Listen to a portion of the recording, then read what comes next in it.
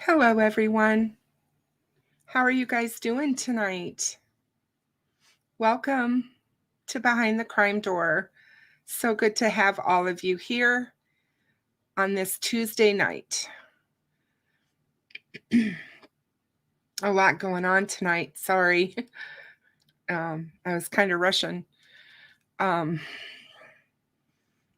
was kind of crazy, actually, here the last couple minutes.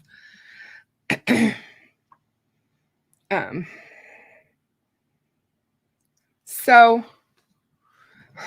I hope everyone had a good weekend, a good rest of your weekend, and a good start of your week. I think tonight's show is going to be good. I've got a lot of information that I want to share with you guys and do some discussion on some of the things that are going on. So, got some announcements we're going to do too, and give you guys some information about Behind the Crime Door. Hey, Rosewood. Wow, 100 degrees in Portland. That sounds crazy. That's definitely not weather that you're used to up there, is it? Hey, Angel Bear.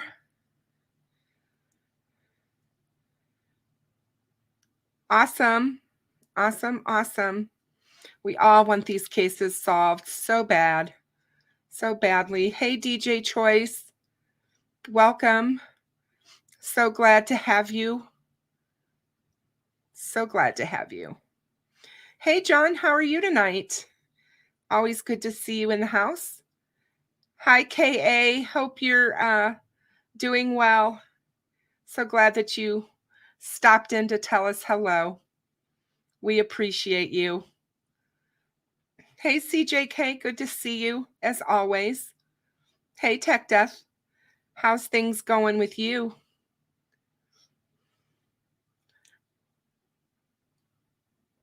Oh, it's raining out there. It's supposed to rain here. In fact, it looks like it's about to. It's really getting dark outside, and we're supposed to have rain tonight and all day tomorrow.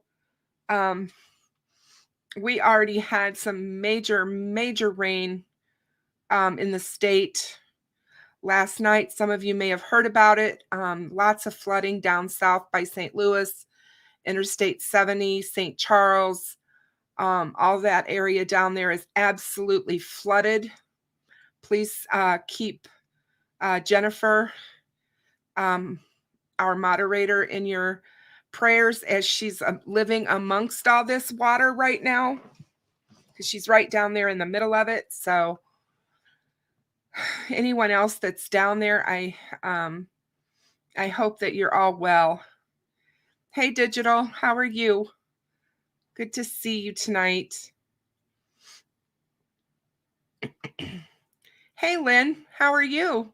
Jess Pam, good to see you. Hey, Truth Justice, how are you doing tonight? Always good to have you here. Always good to see you. Hey, Ramblin' Rome, very good to have you. Hey, JW28, good to have you as well. Hey, Jennifer, good to see you. So good to see you. How are you?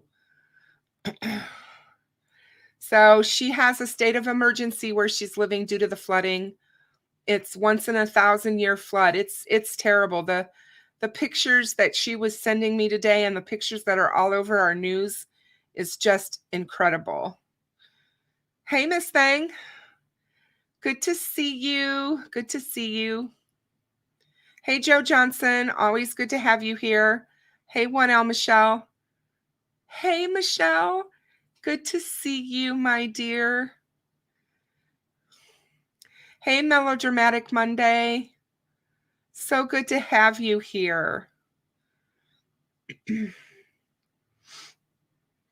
Always good to see everyone. Hey, Amy Celeste.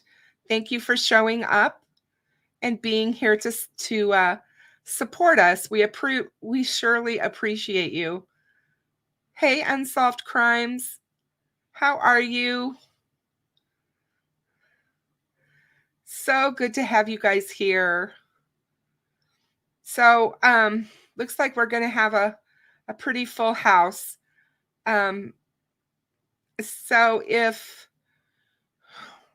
I'm trying to think of her name, Yorkie. If Yorkie steps into in the chat, will everybody let her know that my email address, she's looking to email me. She's been having trouble and she was posting on the community page. And I did tell her that the email address would be in the chat tonight. So if you happen to see her, just make sure that she's able to get it. So anyway, lots going on. And we're going to talk about it. We're going to talk a lot about some of the stuff that's happening. Yeah, the flooding that's down in St. Louis, melodramatic, is just awful. I'm feeling so sorry for those people down there. It's never a good thing, and people get so displaced from their homes, and they're riding around in boats trying to get from one spot to another. People are stranded. And yeah, it's not a good situation. Interstate 70 looks like a lake. I mean, it's just yeah, they just had so much rain. It's funny how places like that get dumped on, and other places in the country are crying for water. Oh, I'm sure, Jennifer. I'm sure. That's so sad. I hate hearing about it. So everybody say a prayer for that area. I hope everyone that can help out down there goes to help out, because it sounds like it's going to be a nightmare for a while. John, I couldn't agree with you more. We need to work together as a country. We are so stronger together. For those of you that saw the community post today, I truly meant it. I want to give a shout out to everyone. We made it to 1,500 subscribers on my channel. I am amazed by that. I just want everyone to know. I never, in my wildest dreams, thought that would happen so quickly. So I just, I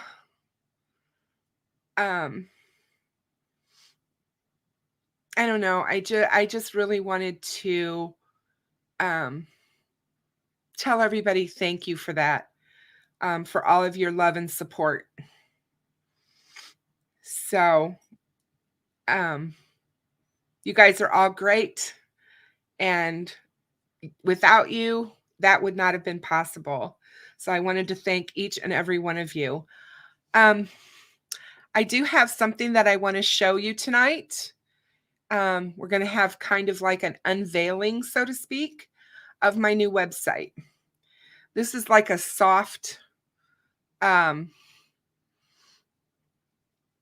rollout. It's not complete. I'm still making a little bit of tweaks. It's almost completely ready, but my my Amazon store will be up soon. But I just want you guys to be able to see it. So I'm going to share my screen with you so that I can show you the website. And I do believe that Jennifer shared the link in my chat so everybody could go to it. But welcome to my new website. This is Kristen Behind the Crime Door. This is the home page, and everything's going to look different no matter what device you're looking at it on. I think it looks best on a computer myself, but I've had really good feedback on people who've looked at it on a phone. So I really I hope you guys like it. But anyway, this is it. And this is the homepage, um, so that you guys can see that. And then I have a news section.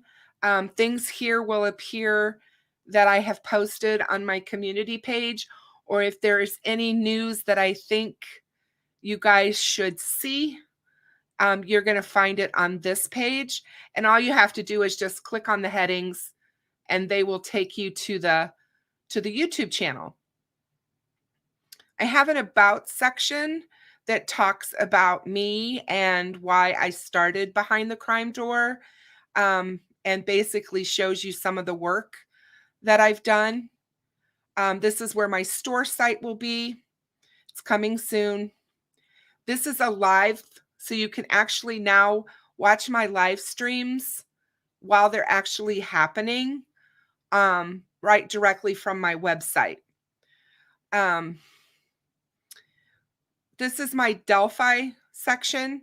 So here is a link to the official Indiana State Police homicide investigation page. This is my my trailer for the Delphi case that you guys watch whenever I have a show on Delphi. And I'm just really proud of this. And these are some of the videos that you can find about Delphi. I also have a Flora page on the website, same kind of thing, where you can click here to go to the Indiana State Flora arson investigation page. And there is a click to donate here to the Flora GoFundMe that's been set up in the girl's name to help make up for the $18,000 that has been basically stolen from them by the Flora Community Center, giving it back to the fire department. And these are some of my Flora videos, so you can check them out. All you have to do is click on them, and it takes you right to them. These are some of the other cases that I'm covering. You can find their videos or live streams here. There's a members section for members only. If you want to sign up and get your membership, you can do it here on this form on this page. There's a connect. This is my Twitter, my Reddit, and my TikTok. And if you want to comment and leave me a message, you just have to add your email address for me, and then you can comment so that I can get back to you. Hey, Jennifer, thank you so much for your super sticker. I so appreciate you. Thank you so much. And this is my really favorite page, you guys. This is my support page. And this is where if you want to support my channel, you do it here. But this is what's special about it. These are my moderators that are the reason that I can have such a smooth running show, smooth running chat for you every live stream. These people are amazing to me, and I made these little I don't know, thumbnails for them that depict who they are. And so here we have Jennifer. She used to be a LA Rams cheerleader, and that's her, our beautiful cheerleader, Jennifer. So, and so it tells you she's an administrator and a moderator, and she is an administrator because she just started my Facebook group for me. So we're gonna look at that here in just a minute. I will get that added up over on the Connect. I just haven't done it yet because the Facebook group is only for members. So once you're a member, you will be able to go over into the Facebook group and post and chat over there. This is for True Crime Maria. She loves dogs. Obviously, she has 6 of her own. So that's for her. And of course, this is our one and only Tech Death. and he is raises guinea pigs. And so I made that one for him. And he is also our music composer because he does the music for my intro and outro. And then I have Grismatically Clever. Grizz has been with me since March. He's an amazing person. If you guys haven't heard of him, please go check out his channel. All the click here buttons mean that these moderators have their own YouTube channels. And if you click here on the website, you're taken right to their websites. And then we have Michelle Nicholas, who's in the house tonight. She's a crime scene investigator, and I made this one for her. Michelle is amazing. I couldn't handle not having her in my chat. She is a wealth of information when it comes to how crime scenes work, and she's given us a lot of very good information. This is for AJ. If some of you know AJ, she is down under in Australia, and she loves music. She sings. She's really good with music, so this one is for her. This is for Shelby. Shelby is also a moderator. She's my daughter. Some of you have seen her. She did a couple of live streams with me. She's really a busy mom, so she's not here very often, but she is my moderator. And this is for John France, who also loves dogs. And so I did this one for John. And John's wonderful. We really love John here. And then this is Unsolved Crimes Uncovered. And this is for her. And she is also amazing. And she has a wonderful YouTube channel.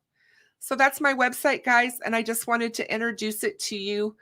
And hopefully you guys, if you want to, you can share it or tell your friends about it or whatever. So if you can't get on YouTube sometime for some reason, you'll be able to find me there. This is my new Facebook group. This is Kristen Behind the Crime Door. And so we're just slowly getting the word out to our members. It's a work in progress, but Jennifer has done an absolutely amazing job setting this up. We have Delphi and Flora post areas where you can post in the group. There will be live events happening in this group at some point for my members. And I'm really excited about it. So that's the Facebook group. So I just wanted to give you guys a little bit of what's happening because there's been a lot going on behind the scenes with that stuff. And so thank you. It's really a lot of work. You guys have no idea how much work goes into putting together a show or a YouTube channel or website or any of it. If you've never done it, it's a lot. So I appreciate all of you for being here. So first of all, let me do this. I'm looking for something. So just give me one moment while I do that.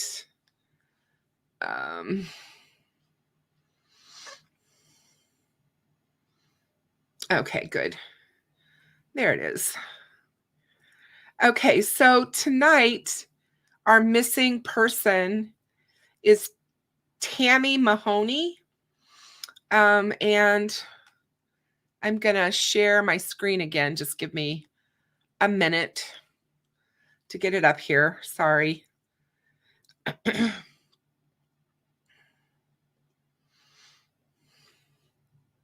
Can you guys hear me okay?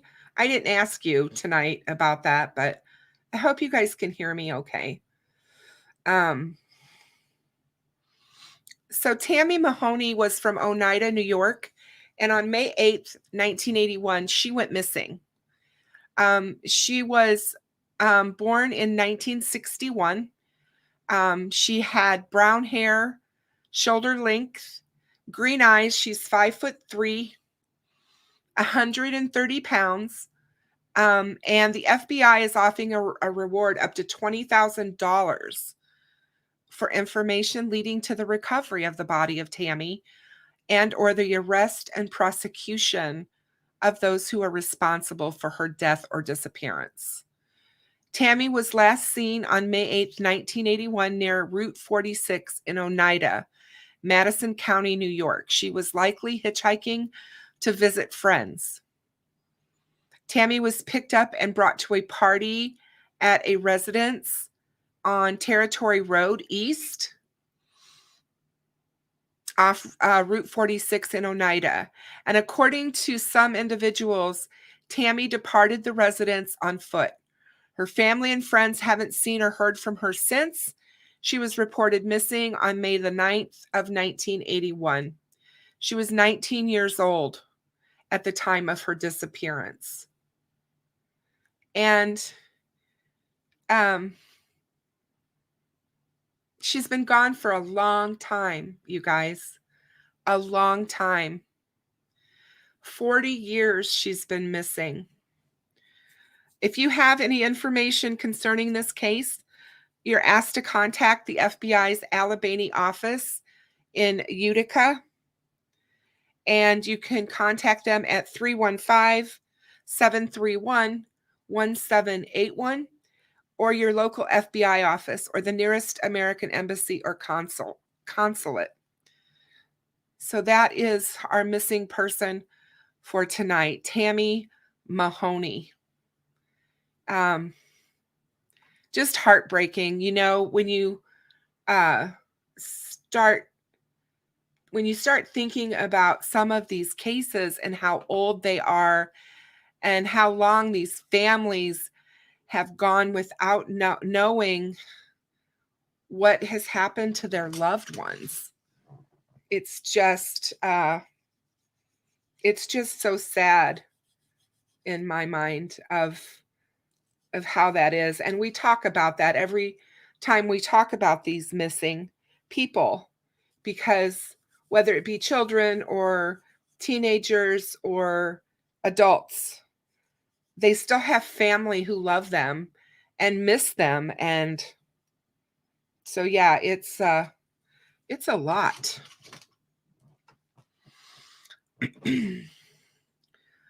So,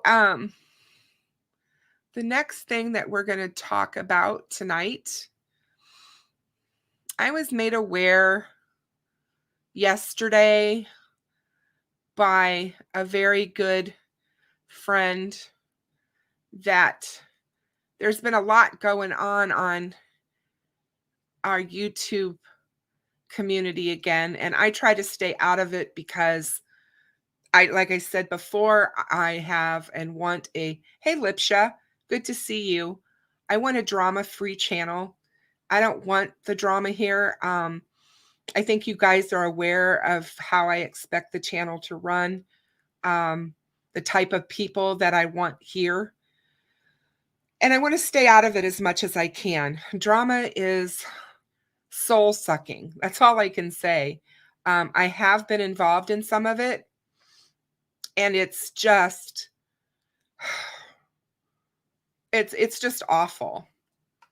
So one of the things that we are going to talk about is how content creators, especially, and people in general, can stay safe while using YouTube or any public social media for that matter. You know, when I first got on YouTube, I was thinking, you know, it's going to be wonderful. I'm going to get to share my voice with the world. I'm going to get to share my passion for these cases. I love to create. I'm a creator. I'm a artistic person, and I like creating content. I found out a long time ago that creating public content is just a passion. I found that out when I was on Reddit. So, um, but one of the things that I didn't expect, and maybe it's because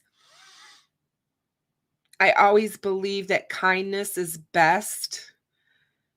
I never expected to have my content lead to unpleasant interactions.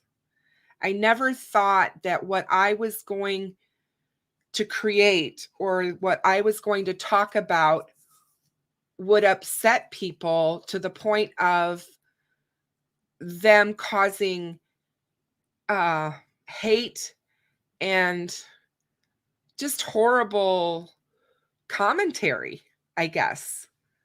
Um, so maybe I was a little naive, probably a lot more naive than I care to admit about it. Um, I have to admit that I was warned a little bit that this could happen, but I really just didn't expect the onslaught that's in this community. And it's not necessarily anything that happened tomorrow. This is something that's general around, especially the Delphi case on YouTube, also on Reddit and on Facebook. Um, there's just a lot of fighting, a lot of hate, a lot of drama, content creators going after each other, um, and totally and absolutely missing the reason for why we should be here, I guess. Um, it should be covering these cases, not spending hours yelling and screaming at each other, in my opinion. And the people that watch it, I don't understand. So, YouTube actually put together tips from other creators and security experts and nonprofit organizations that are supposed to help us to make a plan and to stay safe while we are online. And it's very important because um, it's not easy, okay? And we all look to, we want to grow our channels and reach more people. Um, and as your channel grows, you start getting a lot of attention. And a lot of times that attention is not always, um, it's just not always the attention that we want or the attention that we are seeking. Hey, Maria, my love, how are you? So happy, so happy to see you. Um, so one of the things that I wanted to talk about tonight is what do we do to manage unwanted behavior from others? It's against YouTube's policies to threaten anyone on YouTube with violence, to harass someone with prolonged or malicious insults based on any protected attributes that YouTube feels that are out there. Basically, they just don't allow it. And if you experience this behavior, you're supposed to report it to them right away. So I want to tell people, if you are being harassed or if you are being, as a content creator especially, if people are harassing you and being malicious to you, whether it be in videos or being in live streams, please report the channel, report the content, and have everybody that's experiencing it do the same, because it helps all of us to do that.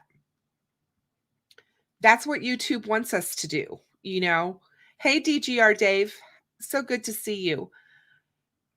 We know that there's going to be times when interactions leave us feeling, whether it be afraid, lonely, stressed out. They gave us some tips on how to help us when we've experienced this unwanted behavior.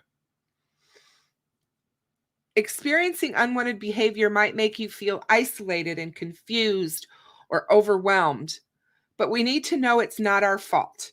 Sometimes it helps to process our emotions. And here are some of their guiding questions to help you do that. What happened and how did it make you feel? What about it made you feel that way? And it might help to talk or write out the events and how you reacted. Sometimes it helps to keep comments in perspective.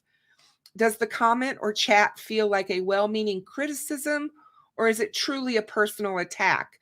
And why does it feel one way or the other to you? Why else might the commenter be saying these things? Do you want to set a boundary with your audience on these types of interactions? There's no shaming in needing to process our emotions with others. And they do have support resources available. Research has shown that creators of all ages can experience hurtful comments, and creators suggest that you don't feed the trolls and try to ignore anything hurtful. Just move on. Don't engage. These people want you to engage. If the same person keeps addressing you in your comments or live chat, you can hide the commenter or the live chat user across all your videos on your channel. You can use the timeout function in chat to put a user in timeout for a shorter period of time and moderate your channels heavily. When you do that, you teach the culture within your community of what you expect. And if you experience unwanted comments or live chats from multiple people, here are some things that you can do about it. So when the trolls attack a chat or a live stream, hold those potentially inappropriate messages. These comments won't be posted unless you review and approve them. It's up to you. For further protection, select increased strictness. We can do that. You can create, as a content creator, you can create a blocked word list with your language that you don't want in your comments or your live stream. You can also turn on slow mode to limit how often someone can actually post in a chat. We can utilize our subscriber and members only live chat as well. So, and it can be really scary when people out there are threatening and harassing others. When people impersonate yourself or your channel, there are some things that you can do to protect yourself and your viewers. And if they're responding to your comments, you need to hide them and consider disabling links. You need to report anyone who is impersonating a channel. And if you're an eligible creator, you can always reach out to support because you can talk to them. Any YouTuber that's in the partners program, we can actually speak to live support people. So please make sure that you reach out, okay? And always remember, if anyone on YouTube is expressing depression, showing signs of suicide, or thoughts of self-harm, please contact authorities and let them know. If you are someone that you love or know or are friends with on YouTube and you feel they're in physical danger or having violent threats from other content creators or subscribers or whatever, you need to contact the police or a trusted resource and let them know. And if someone on YouTube threatens you with physical harm, you need to report it to YouTube right away. They take this very seriously. They do not allow this behavior on YouTube. If someone is stalking you, you need to help protect yourself. And YouTube has safety resources for anyone who's gone through this. Women and non-binary creators disproportionately experience stalking compared to men. And have told us, as being YouTube, that they wish they knew these tips when they had started their channels. So please make sure that you look these resources up. I will put this when I'm finished in the chat so you guys can look at it. Always remember to document all evidence online or offline, such as screenshots, surveillance footage. Document the time and date that these things are occurring, and if there are other witnesses, who they are, and collect what they saw. Consider contacting your local authorities or getting legal representation.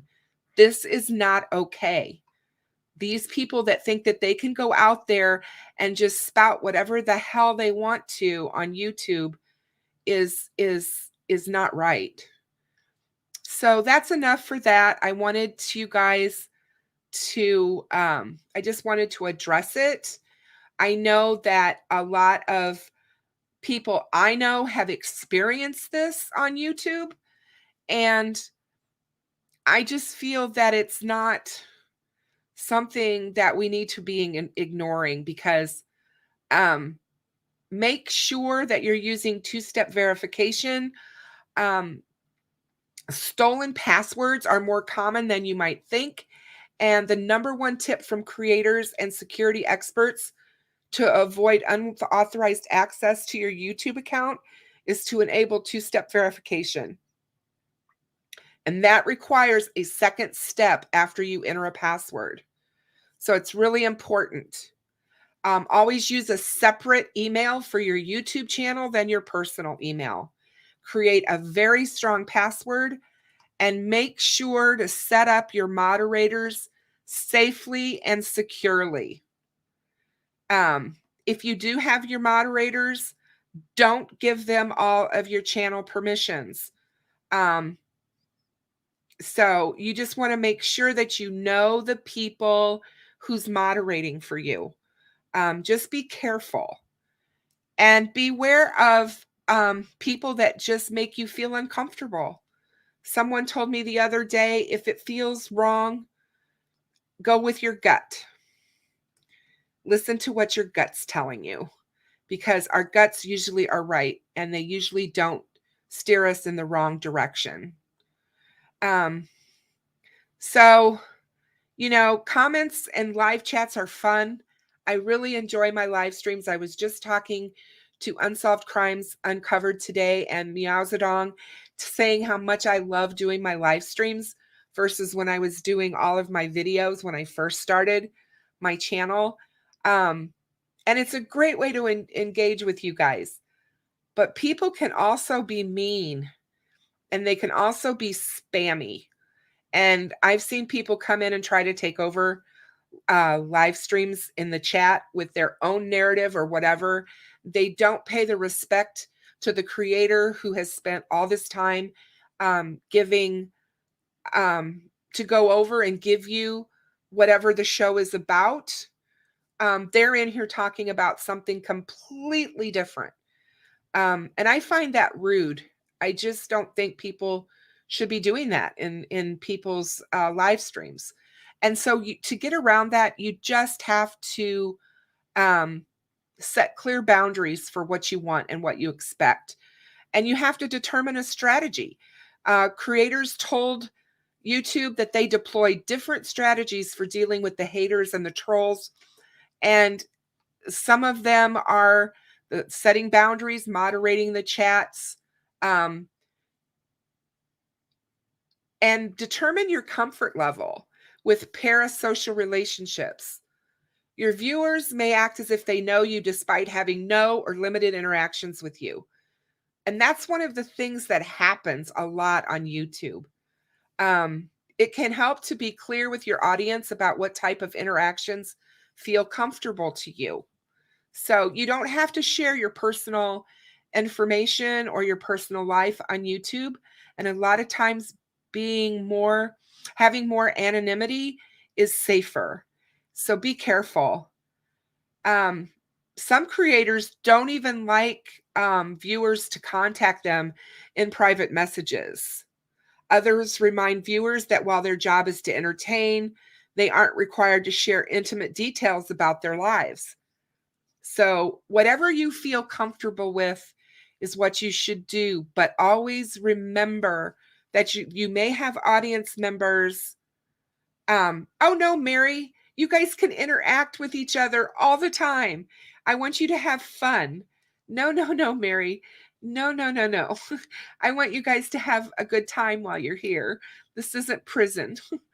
um, your audience may look for details about you on the internet. Some creators have recommended using an internet scrubbing service to help monitor and remove your publicly available personal information.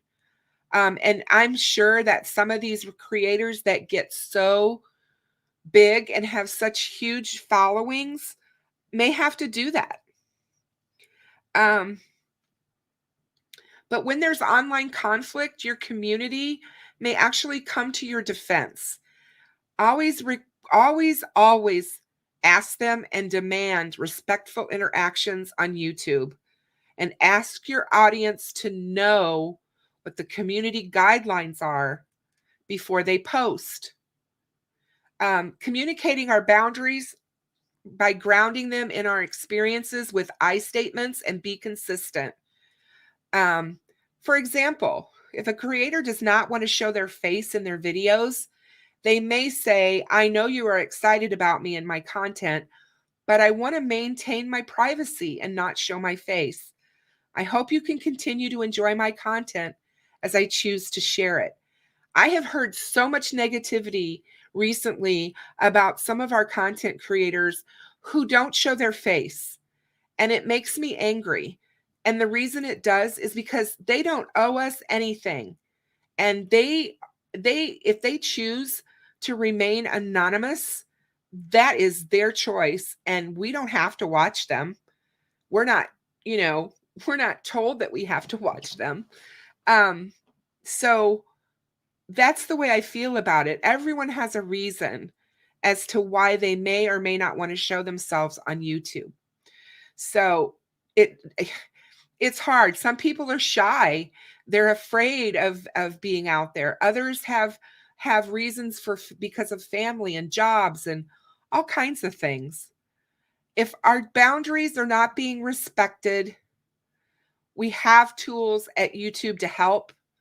So you need to use them. And reporting videos, channels, or privacy concerns is an absolute way for us to make sure that everyone is remaining safe.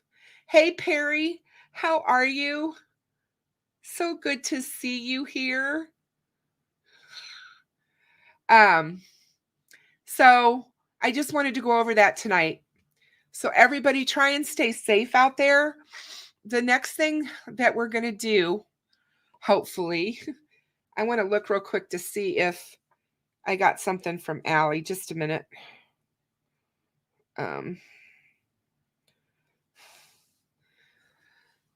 Allie, I did get your text message and I got your email, but nothing in your email was there about the sound. There's no, there was no attachment or anything. So I don't know what you sent me. So anyway, I'm going to go over a couple of other things first. Hold on. So we are going to watch, Dave, I feel the same way. I have a real problem with people who are being horrible and nasty and mean to the families, especially the Libby German's family. It seems to be they're the ones that are taking the brunt of the hate out there, more so than Anna Williams' family on the Delphi side. On the Flora side, it's everywhere. And I'm just really tired of it. No, she didn't. You're absolutely right. And I'm putting that on the screen. So I'm just like, not only did she not kill anybody, she was not culpable in it either, in any way, shape, or form. there's people out there that don't like to hear that for whatever reason, however. Um, and it's just maddening to me as to why that is. I want to look something up here. Just give me one moment while I search my computer. I thought I had it pulled up, but I guess I don't.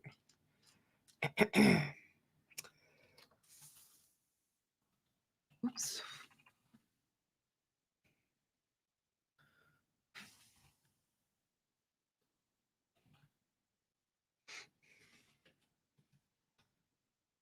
So I was going to talk about a little bit tonight. Um,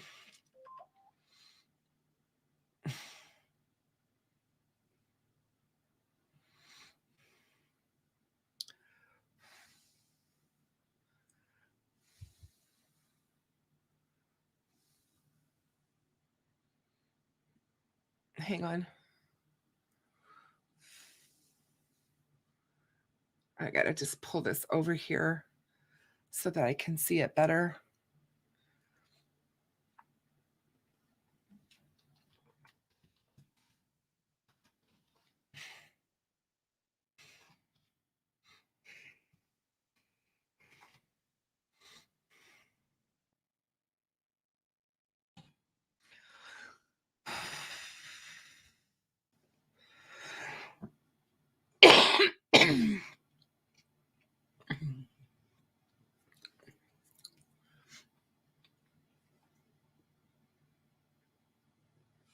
Okay, here it is. What the heck? So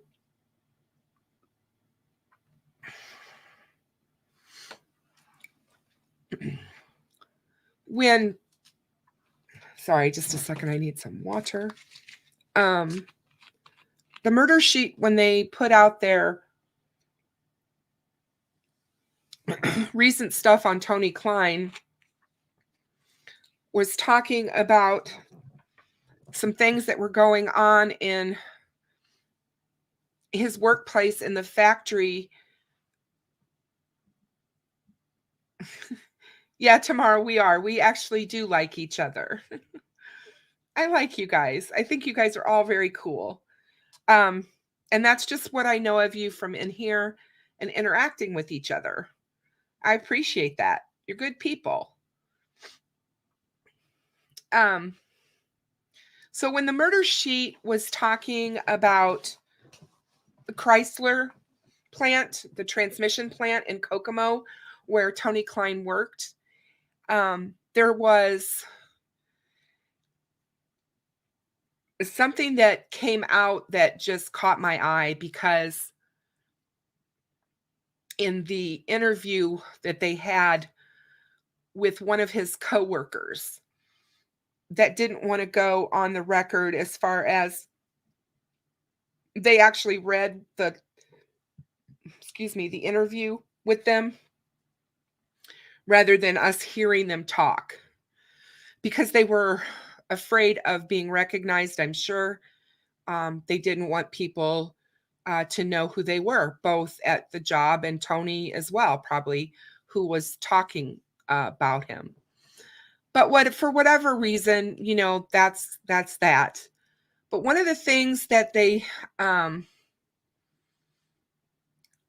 were talking about was he was walking with this person, not Tony, was walking with a friend, coming one direction within the factory towards where Tony Klein was on his forklift. And every night he supposedly stops and talks for like an hour with the same person.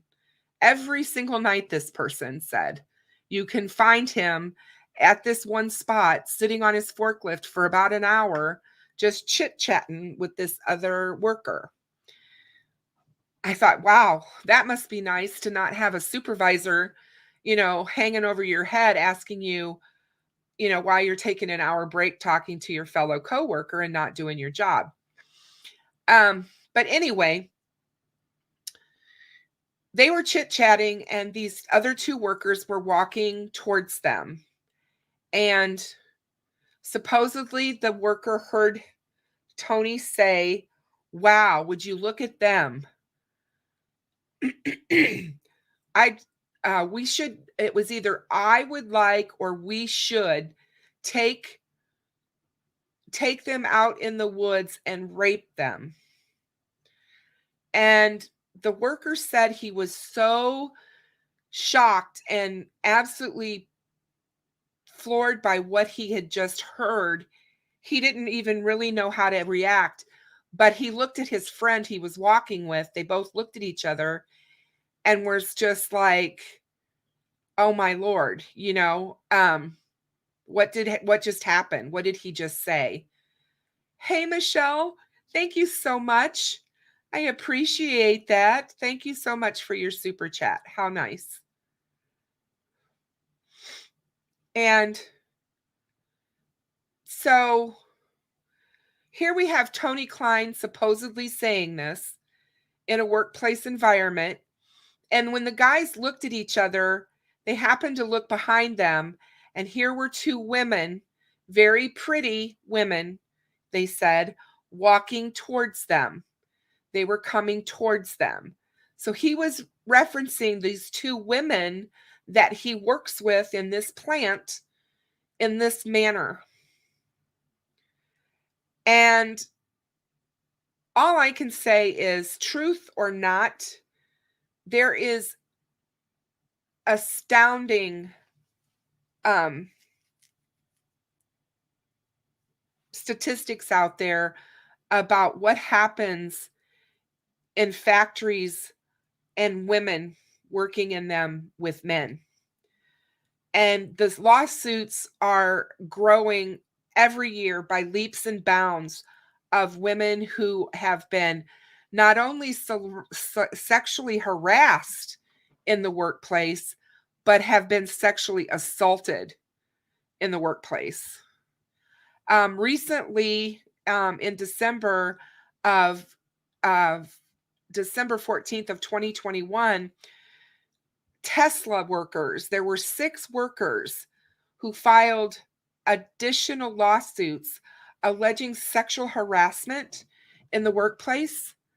And they said that there were just nightmarish conditions and rampant sexual harassment.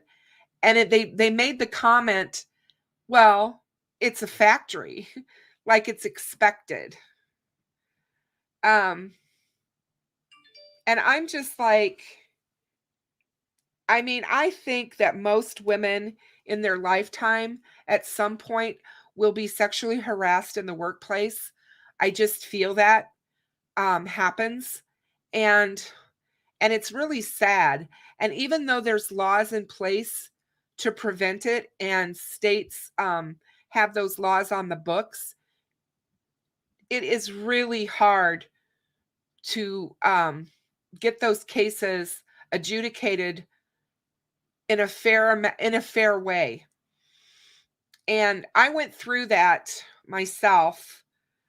It's been now about 25 years ago. And it was a fairly large company, and it was not fun. It was not a fun process that I went through. I did end up getting an out of court settlement, but I will say that it was not, I was made to feel less than, almost as if I wanted it, or, I was just this horrible person, basically, is how I was made to feel. And I just think it's sad. We've got half a dozen women are suing Tesla, alleging the electrical vehicle company fostered a culture of sexual harassment in their Fremont, California plant and other facilities, where female employees say they were subjected to lewd comments, catcalling, physical, intimate touching, and discrimination. And thank you, Tamara.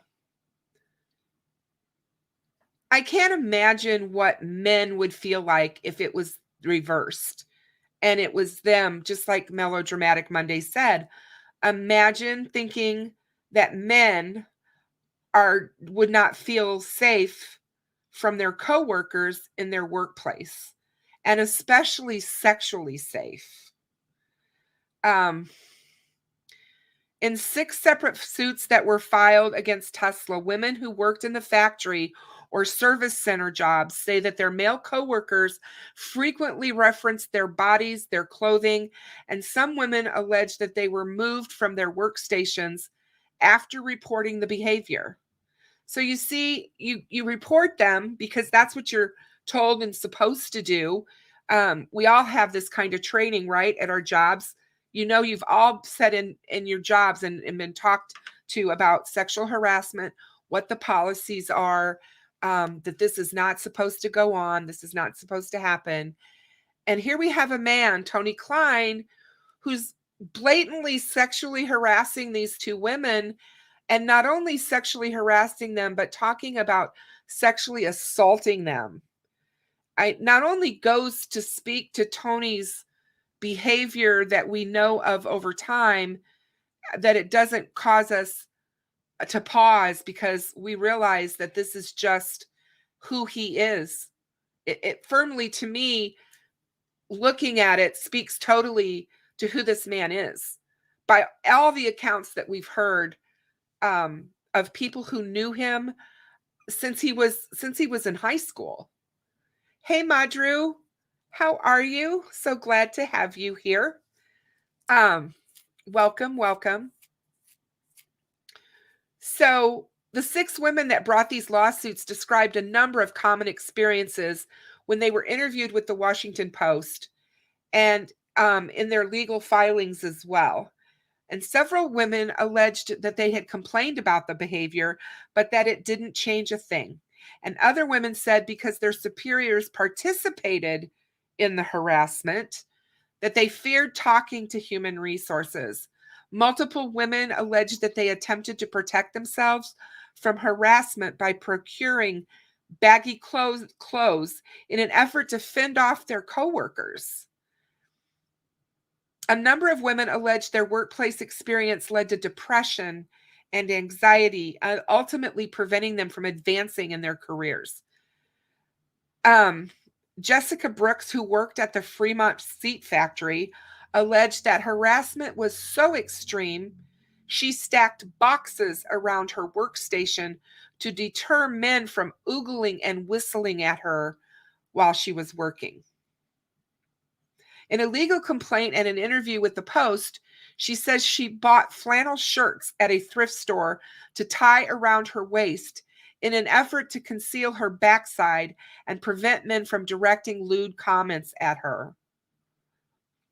I was so tired of the unwanted attention and the males gawking at me, I proceeded to create barriers around me so I could just get some relief, said Brooks, who lives in Contra Costa County.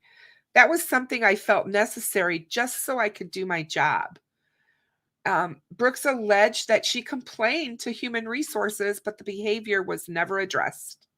Instead, she said she was moved to a different part of the factory. The Post viewed a message from Tesla's human resources dating from November, confirming it had investigated Brooks' complaint, and she is currently on stress-related leave.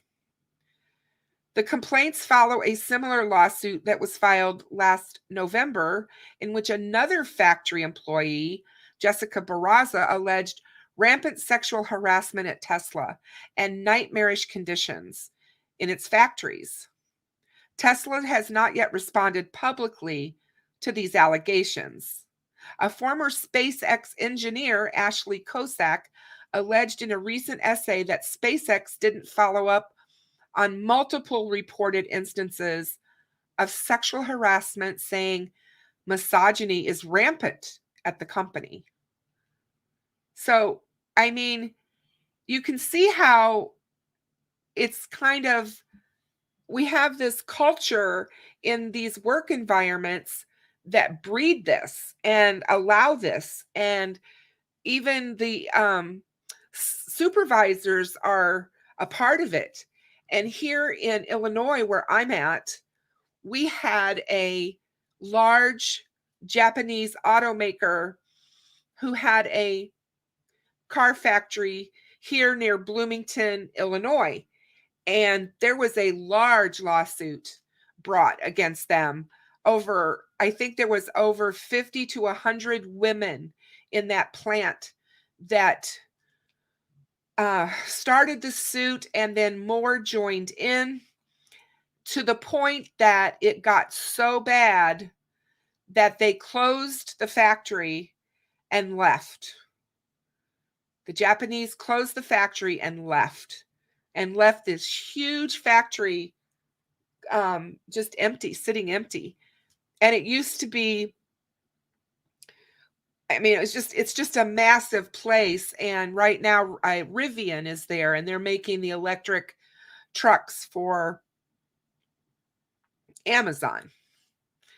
And so they did take over, somebody did take over, and people got jobs back and so forth. But it was happening there. And it's, to me, it's just, if it's happening in one case or in one factory, it's happening kind of everywhere, you know? So in court documents and interviews, many of the women in the Tesla cases drew a direct line between the abuse they experienced and the behavior of CEO Elon Musk, who also leads the SpaceX group.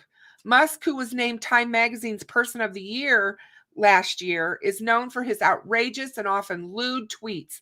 He frequently references the number 69, jokingly named a fictional university with the acronym T.I.T.S, and dubbed his line of cars S3XY after the models S, 3X, and Y. When they were rumoring the Model Y, when they were rumoring that the Model Y was coming out and it was sexy, around that time, everything got worse, says Eden Medeiros, 31, in an interview with the Washington Post. It was like, oh, this door panel's sexy, this pencil's sexy. Medeiros, who lives in Clark County, Washington, and worked in a Tesla service center before she filed her complaint, said that Musk's comments seemed to directly influence the behavior of her coworkers. It's almost as if he made it okay. He would make 69 or 420 jokes, which caused the technicians to even be worse. So the lawsuits that were filed, the worker against the factory and its workers, there was a $137 million that was awarded to a former employee, Owen Diaz, in October, after a jury found in favor of the elevator operator's allegations of racist abuse, discrimination, and harassment. Tesla has been disciplined for unfair labor practices at that plant, interrogating employees over suspected unionization plans and threatening workers with the loss of stock options, among other labor law breaches, the National Labor Relations Board has said. So what my point was with all of this, and what I was trying to get us all to think about, is while women are historically underrepresented in the tech and automotive industries, we recognize we have work to do in this area. That's what the companies are saying. And that they're taking active steps to outreach to women and build an inclusive culture that supports their development and retention.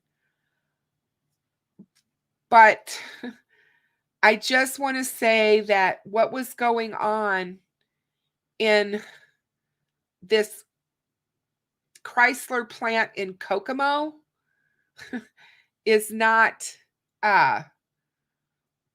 anything that surprised me. The first thing I thought when I listened to the Murder Sheets podcast was, wow, you know, I know what that's like. I've experienced it. And so, no, I completely can see Tony Klein sitting there on his forklift behaving that way. And so, I mean, women In manufacturing jobs, there's been studies done, and they are more likely to quit jobs in that industry than women in any other industry.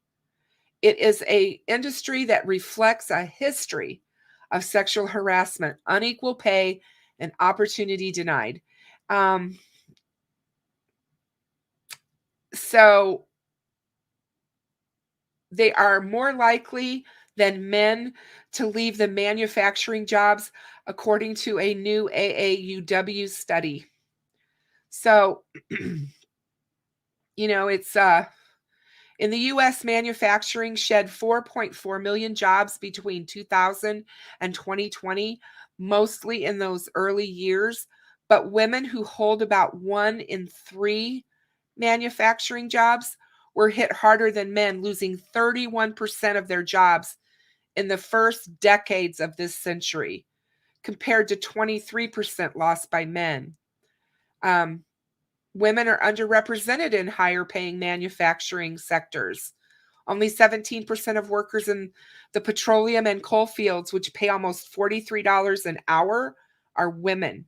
But women account for more than half of the workers in textile jobs, which pay under $20 an hour. Hey, Gonzo, welcome.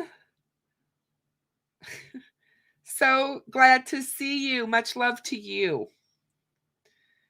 So, the sexual harassment that was talked about and that was brought forward in that podcast is alarming, and it just speaks to who Tony Klein is as a person.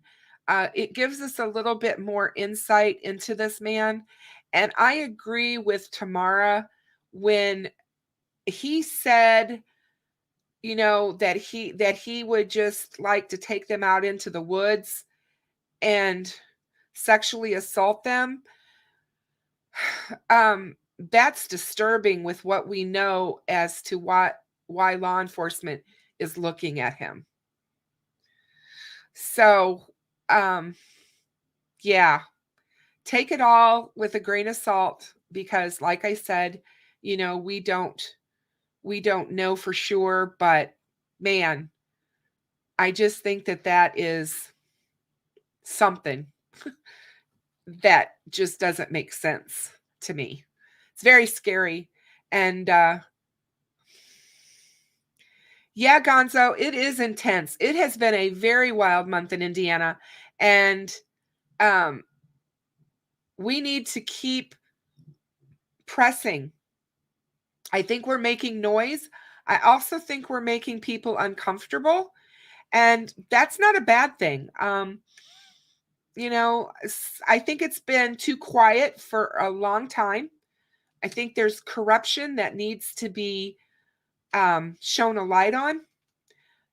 And if that's what we're able to do and get others to start looking at this and looking into it, then so be it.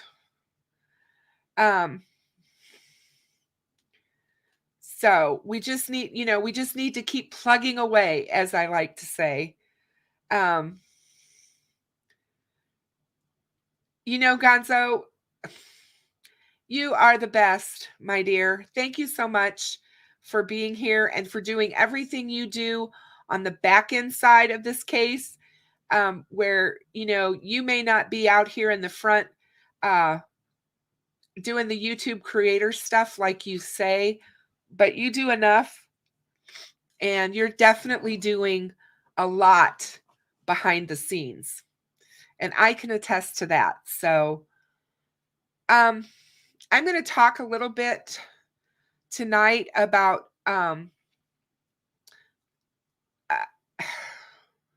something that is very bothersome to me. With what's going on with Tony Klein and the Kleins, and we need to pay, as I said in the last live stream about Delphi, we need to really pay close attention on what's happening there with them. And the more that we learn about both of these individuals and why law enforcement is paying such close attention, I think that that's a good thing. I also heard that um, people need to be prepared that there could be something coming out soon, whether it be about Delphi or Flora, that might be wanting to change the narrative or take the eyes off of what is being looked at now. And I just think that it's really important that we keep focused no matter what is, going on in the rumor mill or whatever. We need to stay focused because Abby and Libby deserve justice, and it's coming. I firmly and absolutely believe that Bridge Guy's days are numbered. And I definitely believe that it's going to happen. And it's going to happen soon. And there's a lot going on behind the scenes, as Cop Facts likes to say. And we just need to keep the faith. Hold down the faith, and don't stop believing. Isn't that a song? I think that's a song. But yeah, we have to make sure that people keep talking about it. And that Amy said it best, keep focus on the facts and of the cases, and don't let the noise distract us. It's all so important. So important.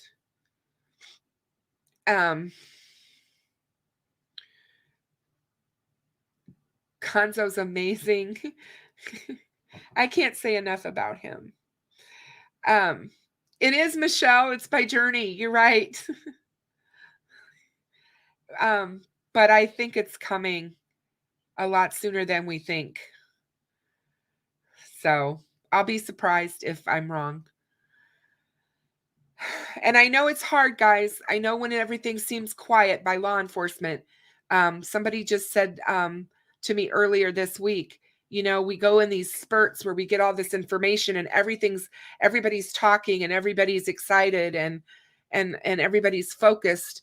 And then it kind of dies down and then everybody kind of goes back to being quiet again. And then everybody starts losing faith. And I told another content creator today, it is so easy to believe the negativity than to believe in the faith and the hope. That's actually hard. It's hard to remain hopeful and faithful, right? And have faith. It's really hard. And we just need to do that. So we're going to move on. I'm going to move on, and I want to move on to Flora. And one of the things that I want to talk about tonight with Flora, there's a couple things. The first thing I want to do is show a video, and I'm going to pray and hope that this one works. Hold on a second. I need to look for something.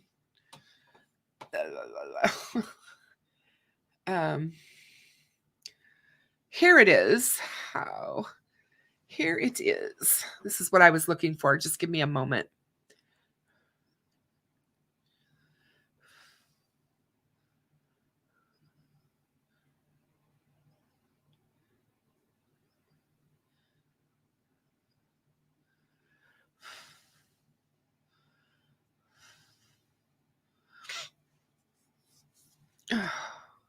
Oh, okay.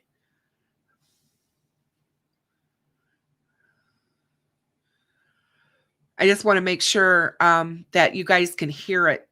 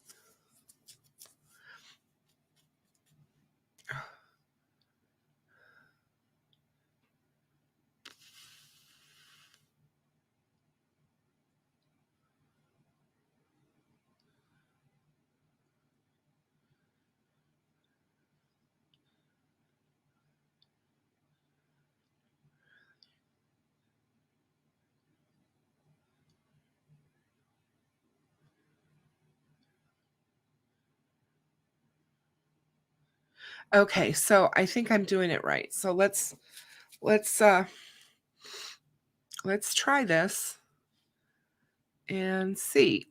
So for those of you that aren't aware, Beautiful and Lovely Alley, Unsolved Crimes Uncovered, premiered a new video tonight, and it's a summation of the 6-county region in Indiana that she's been covering that have all of these suspicious fires with the loss of life of all of these women and girls, young girls, little girls.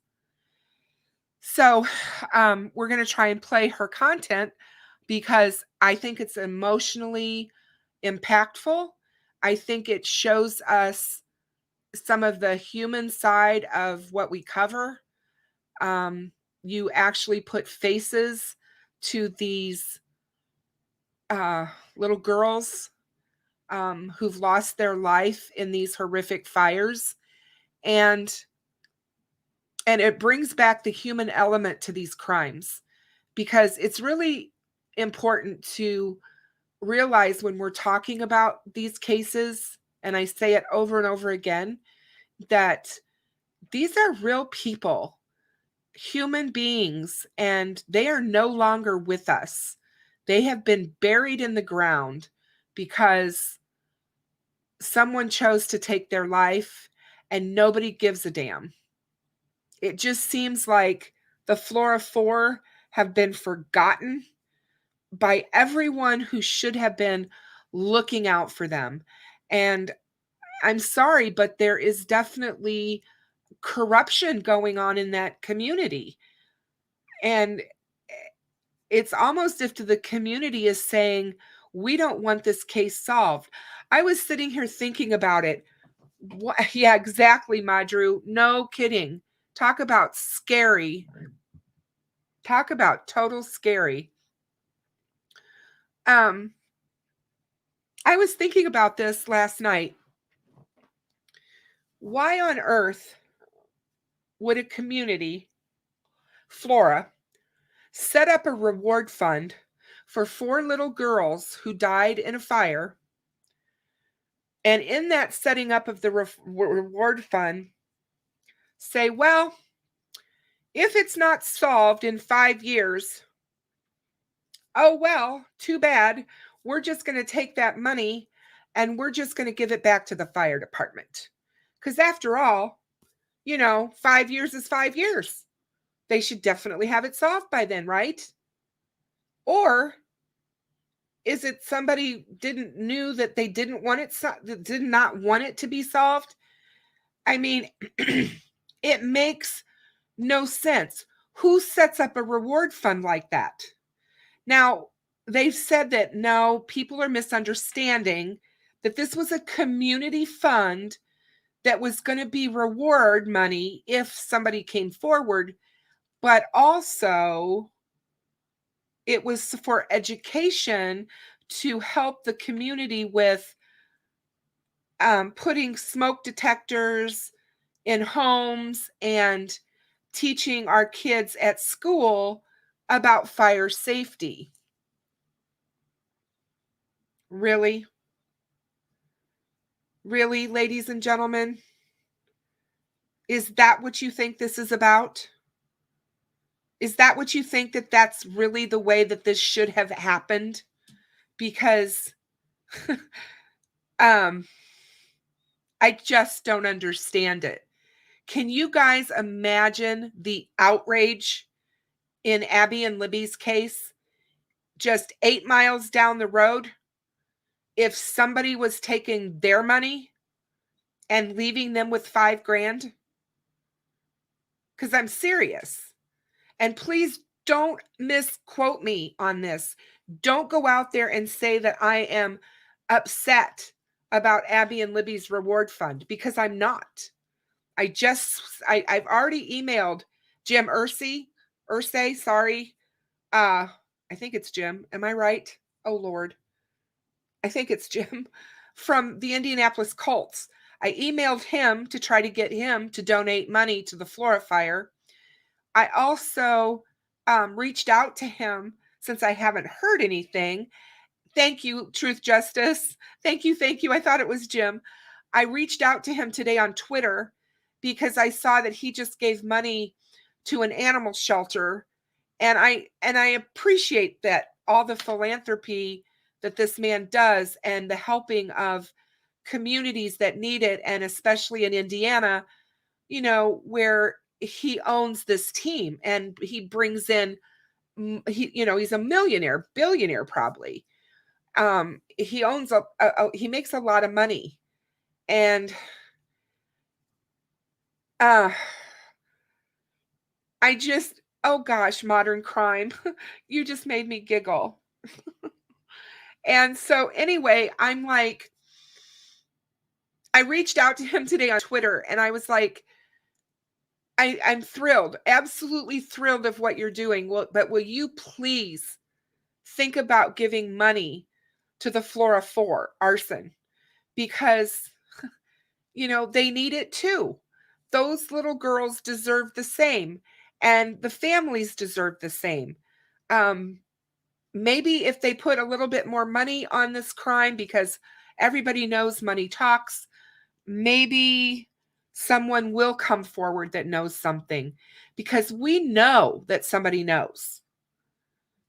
We know that somebody knows. And I'm not done. If I don't hear from him, I am going to call him. I am going to find a way to get through to that man, because I want him to know. I don't know that he's even aware of what happened in Flora. There's so many people in Indiana that aren't. And when you start going out there and talking to people and trying to get people to help, they weren't even aware, or if they were, they forgot about, oh, we thought that was solved. We thought that was an accident. Because if you remember right, when Flora was first described, it was described as an accident. It was an accidental fire. And that is what people thought. So if they didn't follow the news, which was very little, if they didn't follow it, they may have missed that it was absolutely the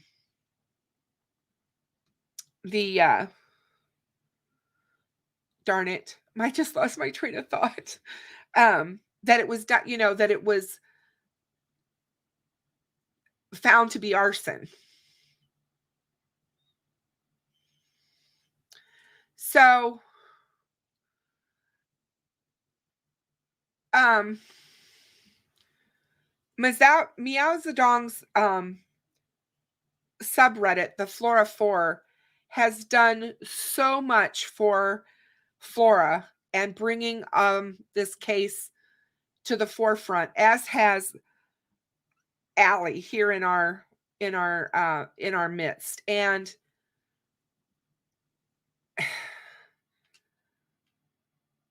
boy, Stella, that would be superb. If we could get Shane Evans' wife to help out, that would be awesome. Okay, Michelle, we'll see you in a bit. I really think that one of the things that happened this week is that, I got to look it up. Hold on a minute. But we are going to watch this video, but just give me a moment. Meow Zedong started a GoFundMe for the girls and the Flora 4. And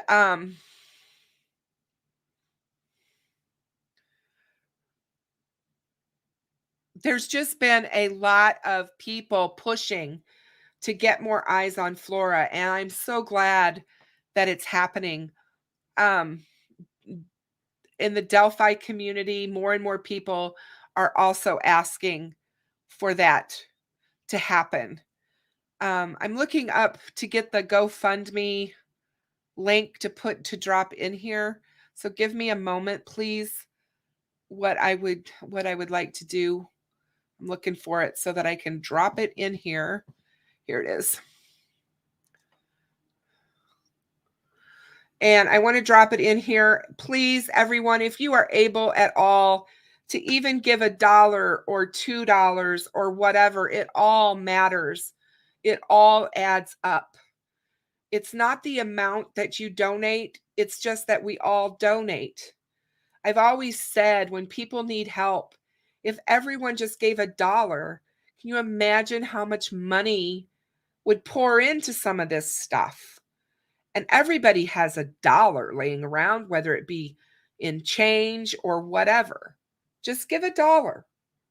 And don't be ashamed of that. Everybody realizes that it's tough times out there and stuff. So it's not the amount that you donate. It's just not.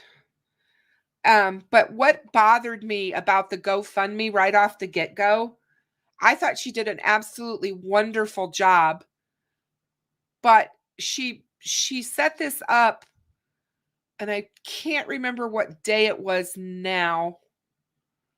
June 17th. It looks like. And here we are. It cannot be right. Anyway, do you guys want to know how much money has been raised for these girls? She's trying to get 20 grand, which is close to the money. She just wants to replace the money that was taken from them this week. And $140 has been raised on this GoFundMe. We need to get it out there, ladies and gentlemen, and we need to press hard. We need to put this out. People have been asking about it. Well, where's the money going to go? The families are absolutely thrilled that we're doing this and that we're talking about this. R&M has talked about it on their channel. We've got Meowzadon talking about it on her sub and her channel, and everybody needs to be talking about this. We firmly believe that somebody out there knows who committed this crime and knows who is responsible for this Flora fire. And this fund was set up to incentivize individuals that have information to come forward. The award for information is currently $5,000, and that's through the Indiana State Police. And 2 weeks after the Flora fire was determined to be a homicide or arson, another equally tragic case occurred in Delphi. It wasn't 2 weeks after Flora. It was 2 months in a town 8 miles west of Flora in the same county. And basically, it's just saying that if you have credible information pertaining to the people or persons responsible, please reach out to the Department of Homeland Security's arson tip line at 1-800-382-4628. And the current contributions to the reward fund are going to the Indiana Department of Homeland Security via mail at 302 West Washington Street, room E208 in Indianapolis. And you should put on the memo line of your check, Flora Fire Reward.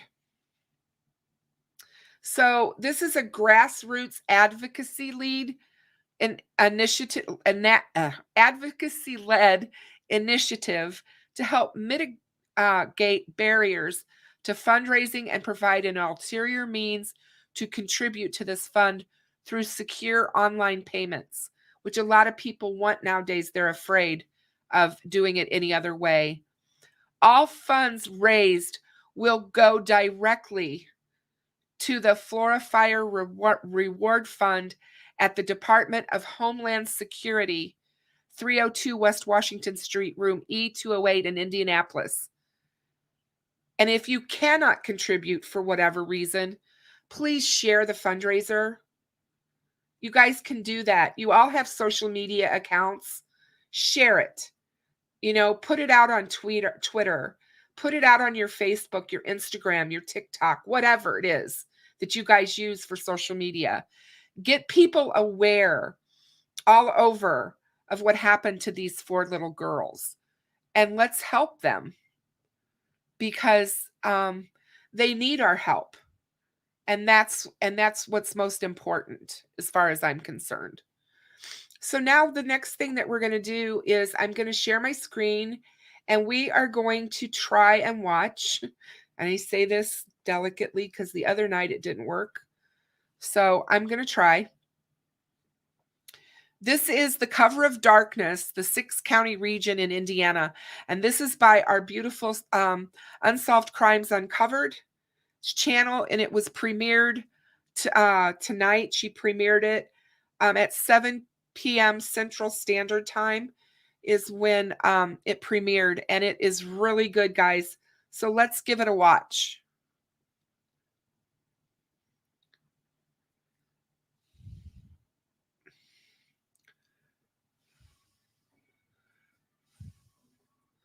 Tell me if you guys can hear it, please.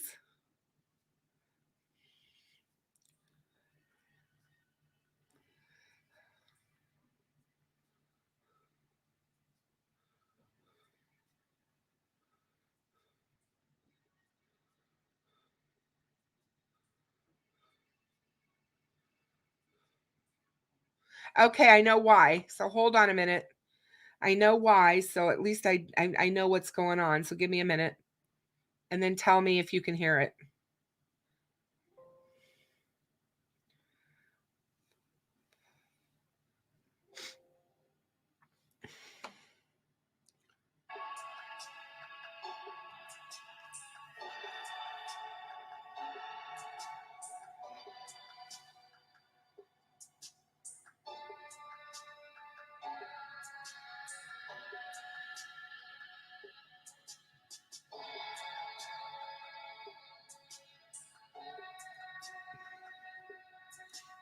Can you guys hear it?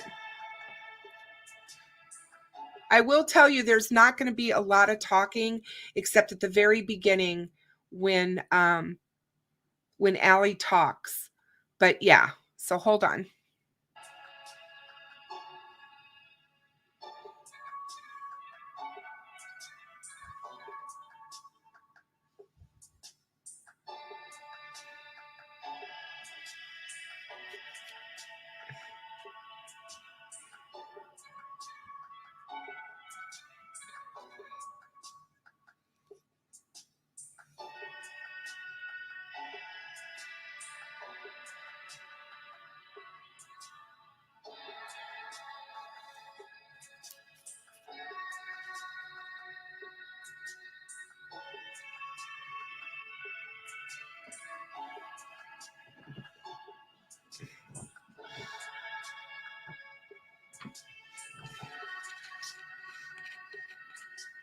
You're welcome, Allie. We love you.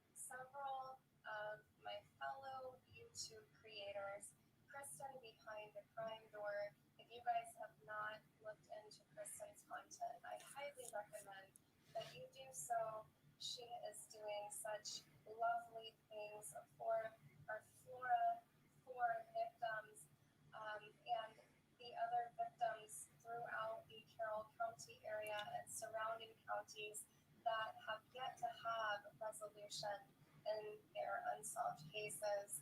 Mia Zedong is also, some of you may be familiar with her via Reddit. She does have a Reddit sub-forum. She does have the sub titles on, so you guys may have to read them. Putting out information on the victims, helping to uncover some really interesting information on some of the key players that we've been discussing, which happen to be a lot of them the same. Case over case, we're looking at Delphi, we're looking at Flora, and can't help but Oh, good, Madru. I'm glad, honey. I wish you well. Talk to you soon. And I really encourage you, please check her out. Also, Cotfax, he has a law enforcement background where he served as a narcotics detective, has written an amazing book, which is Thank you, John. You guys, please order this book.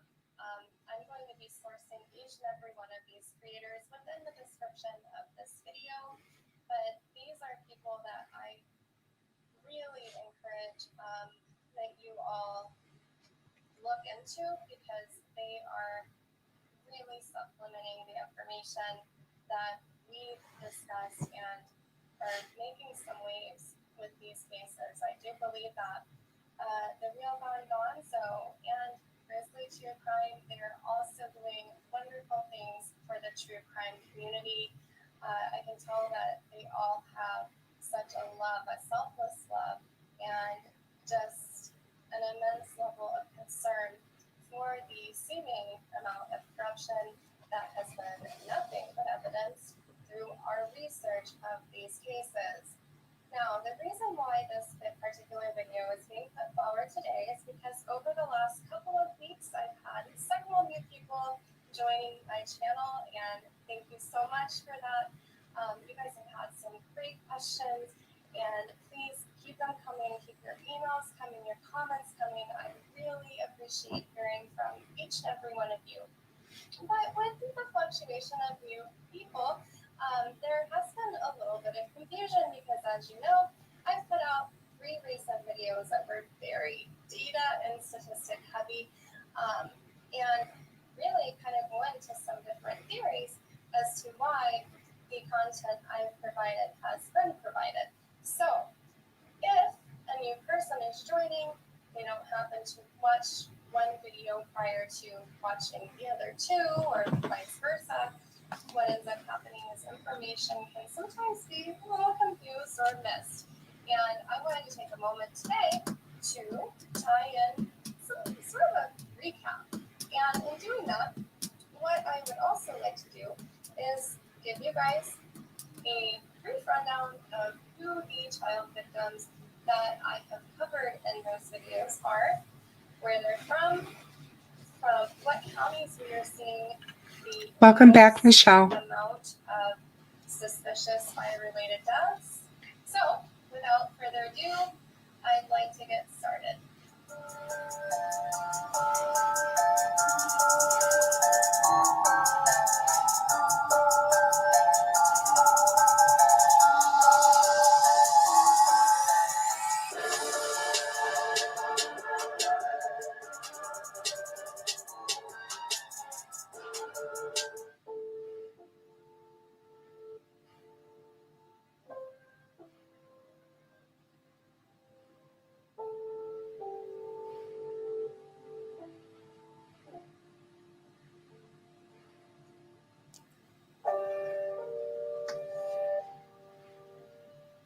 It's time to open up our unsolved case file tonight. This Court TV put a spotlight on the 4 sisters killed in 2016 in a fire in Flora.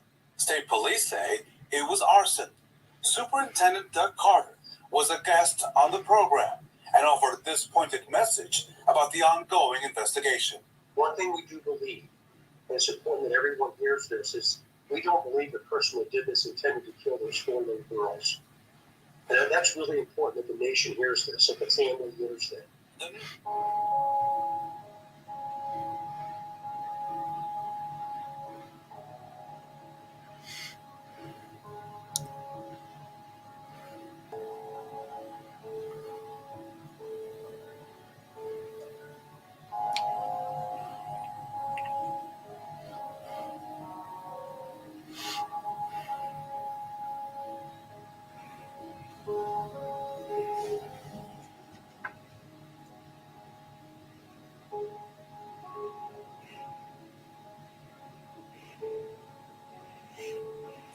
Tonight, we do know the names of 2 children killed in a Christmas Eve house fire in Kokomo.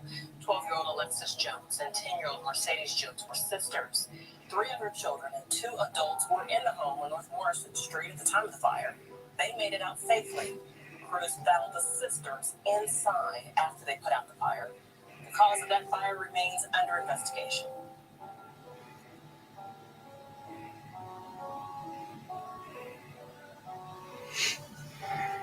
Delphi tonight, the cause of a fire that killed 6 people in Logansport last month has been ruled undetermined. 2 adults, 4 children died when the house burned down November 28th. All 6 people who died had inhaled smoke.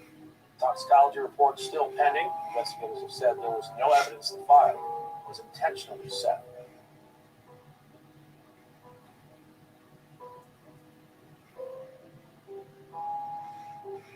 We lost 3 young children in a house fire this weekend in Miami County. The page shows a picture of 6-year-old Miracle Gingrich, 5-year-old Stephen Gingrich, and 1-year-old Wilma Gingrich. This is to help their mother and grandparents after the loss of their home and possessions. Firefighters went back to the scene this morning after the fire. Crews then demolished the house. Yesterday morning, the 3 children were found unconscious in an upstairs bedroom. Their mother tried to get to them, but the flames and smoke were simply too intense.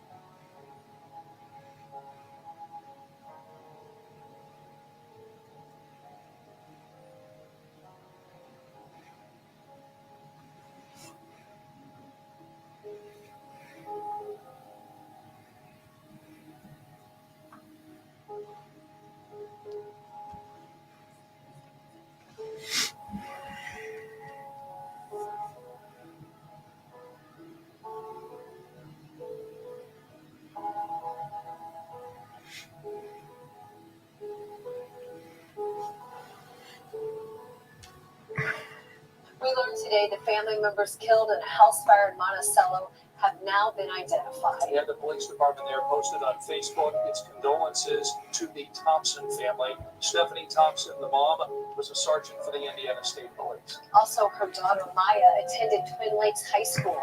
Argina Glaros is in White County learning more about those who died and what happened there. It's shock for the entire county. First responders working all day Thursday and into the evening to figure out why this Monticello home went up in flames. It's a disaster going on. Just before 2 a.m., White County Sheriff's deputies were called to North Lakeshore Drive. Monticello police say Stephanie and Maya Thompson were found inside. Unbelievable loss just because of the type of people they were. Sheriff Bill Brooks says the Thompson family was involved in the community. Maya was a standout swimmer. Stephanie was with Indiana State Police. Being in the positions that they were in public all their careers. So it takes a toll. The public knows who they are, and they knew the children. So it's hard for the entire county. A processional of state and local police driving from the home through Monticello. Twin Lakes High School offering grief counseling Thursday morning, and the school community putting up cups at the tennis court that read Maya with a heart. Out of respect, the county is postponing the courts for a week. While the fire marshal investigates what caused this fire, the sheriff says the community will never be the same. That's why I think it's going to get so hard. Everybody knew. And you heard there that the courts are temporarily closed. That's because the father and the husband of the victims happens to be Jason Thompson. And Jason Thompson serves as a judge in White County.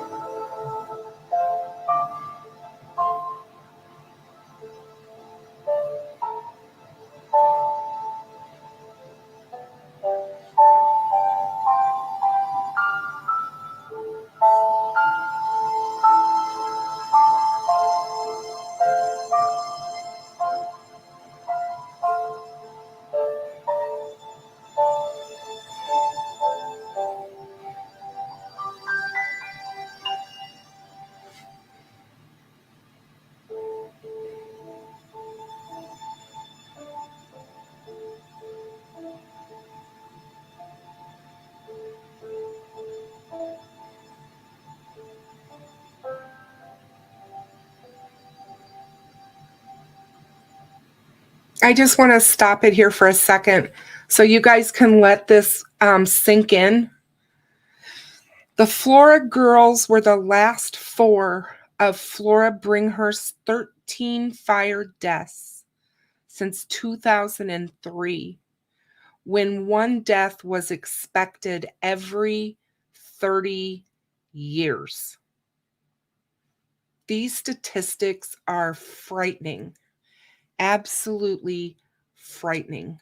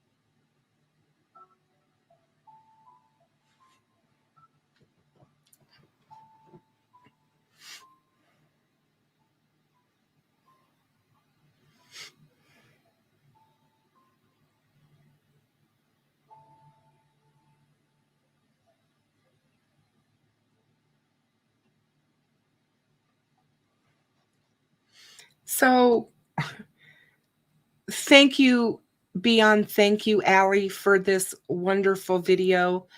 Gut-wrenchingly hard to watch. The pictures of all of those children, the statistics are sobering.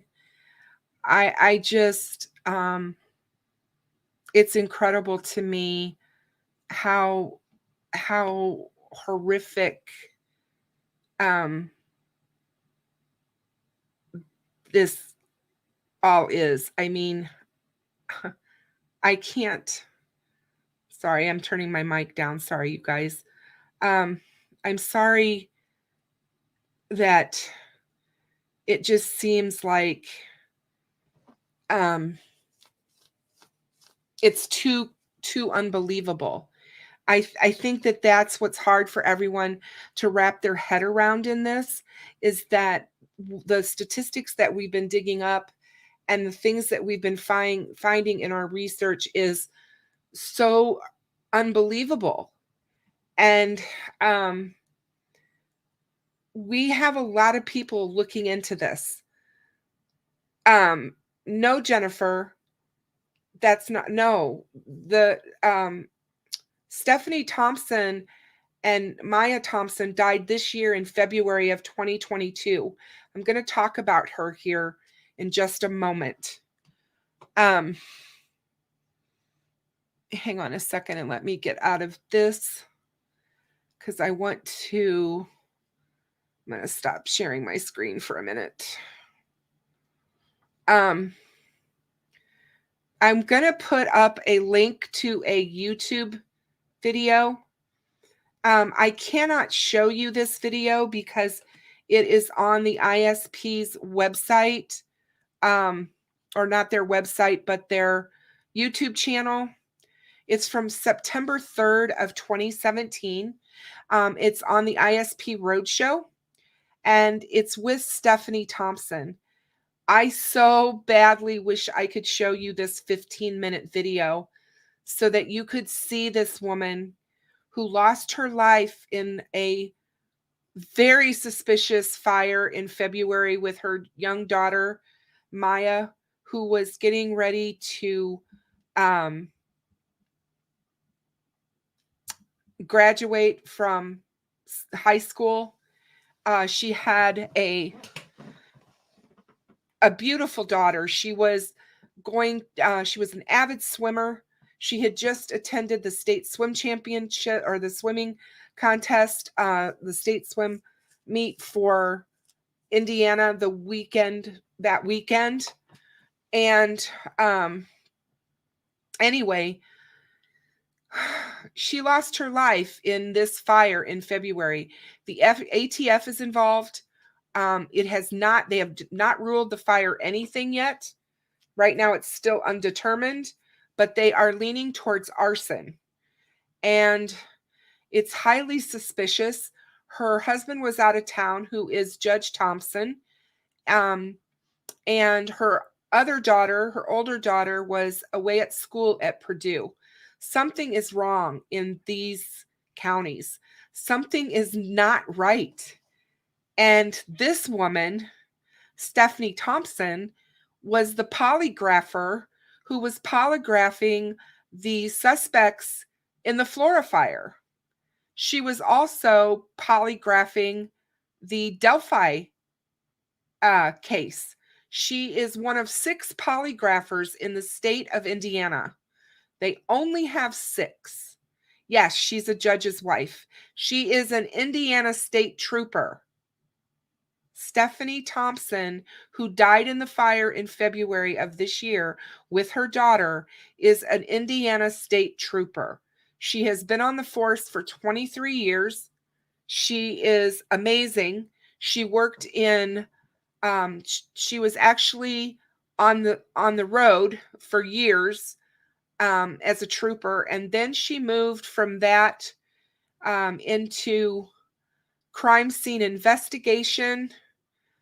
For a while she did a stint with the governor for security detail, and then she applied to be a crime scene investigator. And so she did that for like 8 years, and then she decided she wanted to move into the polygraphing, and they sent her to school from January until the end of March, somewhere in New York. It's a polygraph school in the country that only allows law enforcement officers there. That school is specifically for them and no one else. And it's intense. 6-hour days, or 6 days a week, 8-hour days or 10-hour days. Very intense education. And then when they come back home, they don't just get ready. They don't really get to sit down and just start doing polygraphs. They actually had to do 100 polygraphs under the watchful eye of someone who has already been doing the polygraphs for a while. Excuse me. And so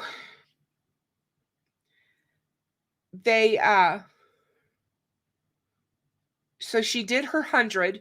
She got her first 100 in the first year, which was is highly unheard of. She talks about in this video that she didn't even have people she graduated from polygraph school with 4 years later that had still completed their 100. So there's something really crazy going on here. There's a lot of criminal activity in this part of Indiana. She said that her utilization was more with county sheriffs and city police, more so than anyone else that was utilizing her. They do also do polygraphs for companies who are require their employees to be polygraphed before hiring. And they do that for the state police as well, because everyone who is hired by the state police has to go through a polygraph and pass it. So if you get a chance to go out and watch this video that I just posted, I'm going to post it again. Please do so. because you'll learn a lot about her. She seems to be a really smart, caring, competent woman who did not deserve what happened to her. And it's just, to me, it's just awful. And this, I thought this was interesting because she gave this interview in September of 2017. And we all know that Flora happened in November of 2016, and of course, Delphi in February of 2017. So she was talking about her job skills and,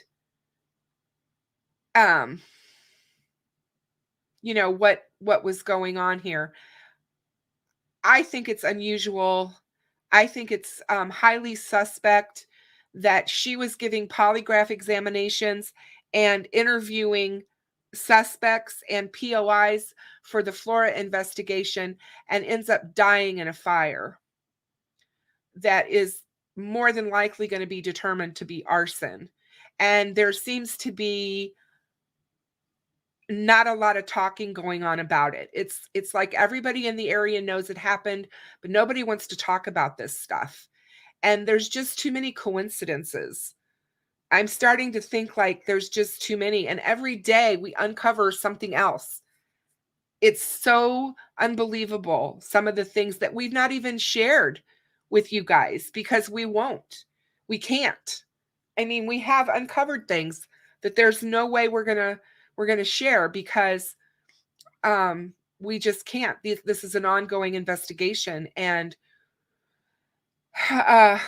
boy, Carla, you've got that right. There's a lot of good old boys out there that don't care about smart, competent women. They feel threatened by them for sure. But this is just too many coincidences to look away from. We have to focus on these. So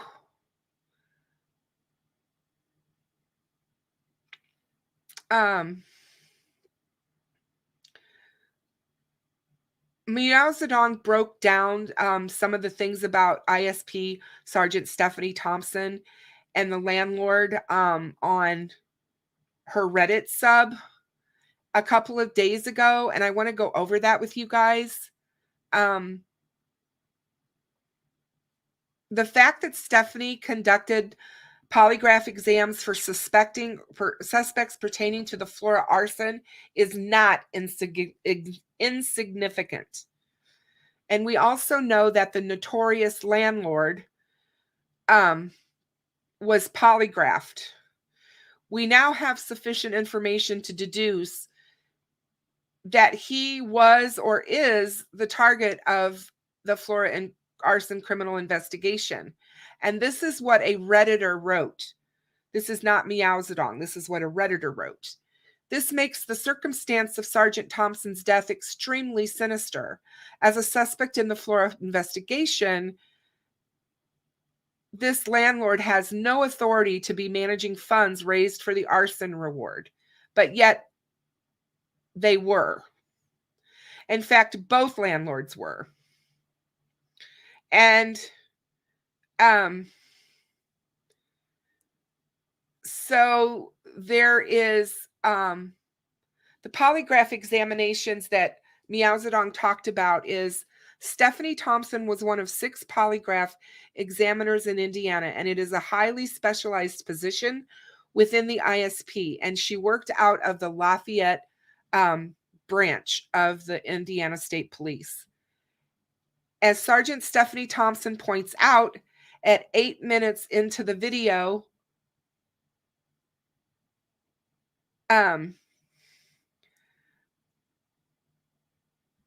point is someone is subjected to a polygraph. The subject is a target of the criminal investigation. They don't just polygraph anybody. They're looking at POIs, persons of interest, and they're looking at suspects.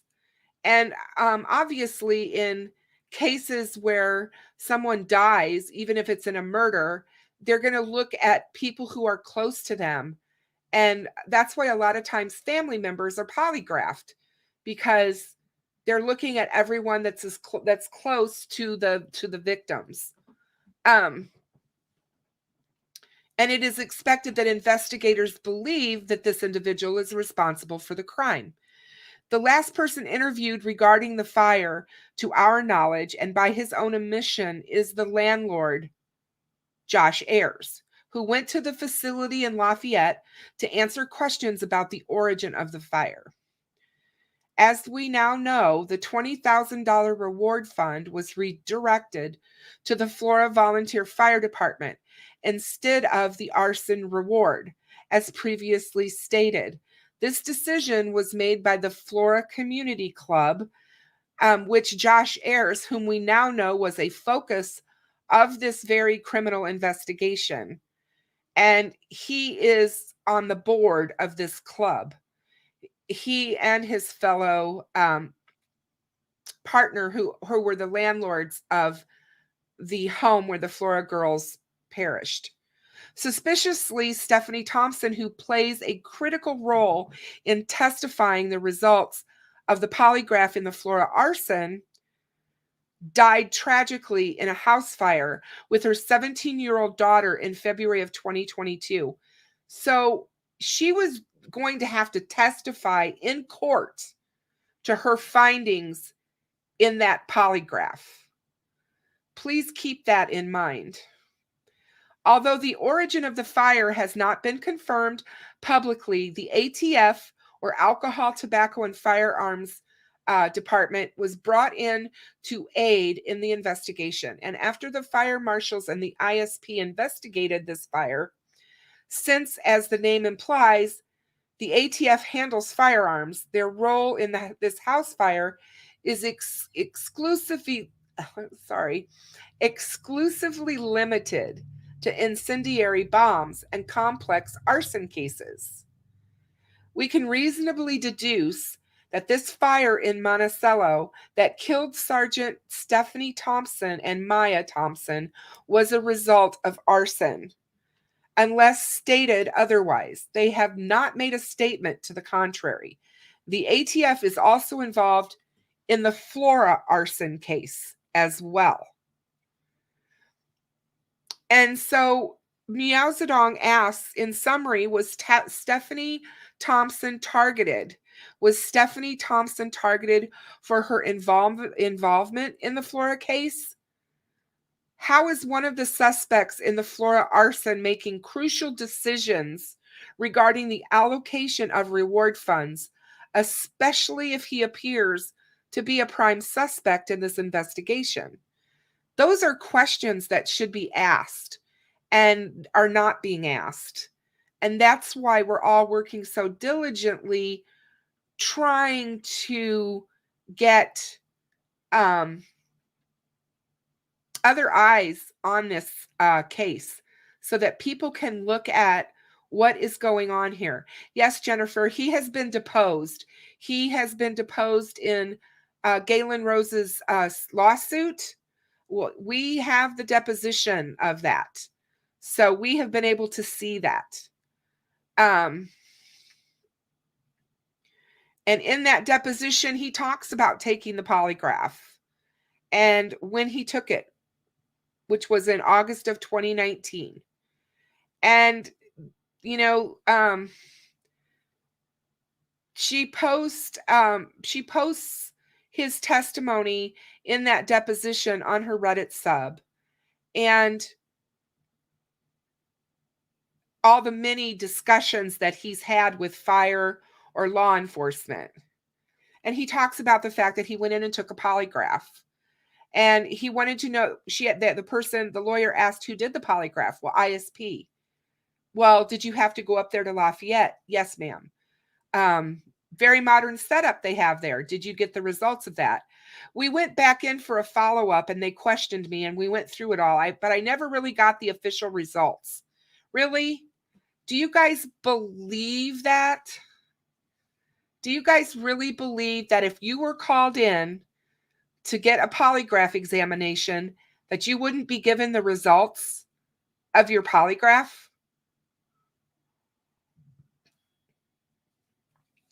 Okay, well, what kind of statement did you give at the polygraph? Well, what do you mean by that? How long did the polygraph last? A couple of hours. Oh, really? That's not all. It's not just, they just talk to you there. So it's not like they polygraph you for 2 hours. The polygraph itself only took about 10 minutes. The rest of Air's testimony should be available. You guys, if you want to go see this, it's out on Reddit under the Flora 4 sub. I'm going to put that in the chat for you. If you're looking for it, please go search there. That's the link that will take you there, and you will be able to look in the media matrix that's been created on the subreddit, and you'll be able to find these documents if you want to read them. This one is long. I think it's 190 some pages, and it's really telling. So all I can say is he seems like in this polygraph to me that he was playing dumb or whatever. I think that if I was being polygraphed, I'd be nervous and scared. Maybe. I don't know. I mean, I don't know how I would feel about being polygraphed, but he seems so nonchalant about it. Like, oh, it's just another 10 minutes for him, you know? I just don't think that he would be so forgetful about what was asked of him and what the results were. So, you know, when they asked the question on whether or not he was the subject of a criminal investigation, he responded to them as, well, I was asked to come in and tie up loose ends. He's minimizing that question, you know? So I don't know. Sorry. I just don't think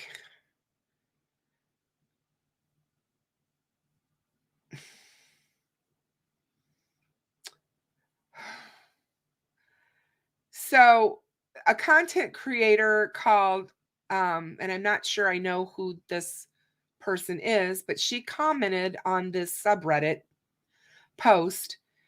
Justice and Peace is her handle.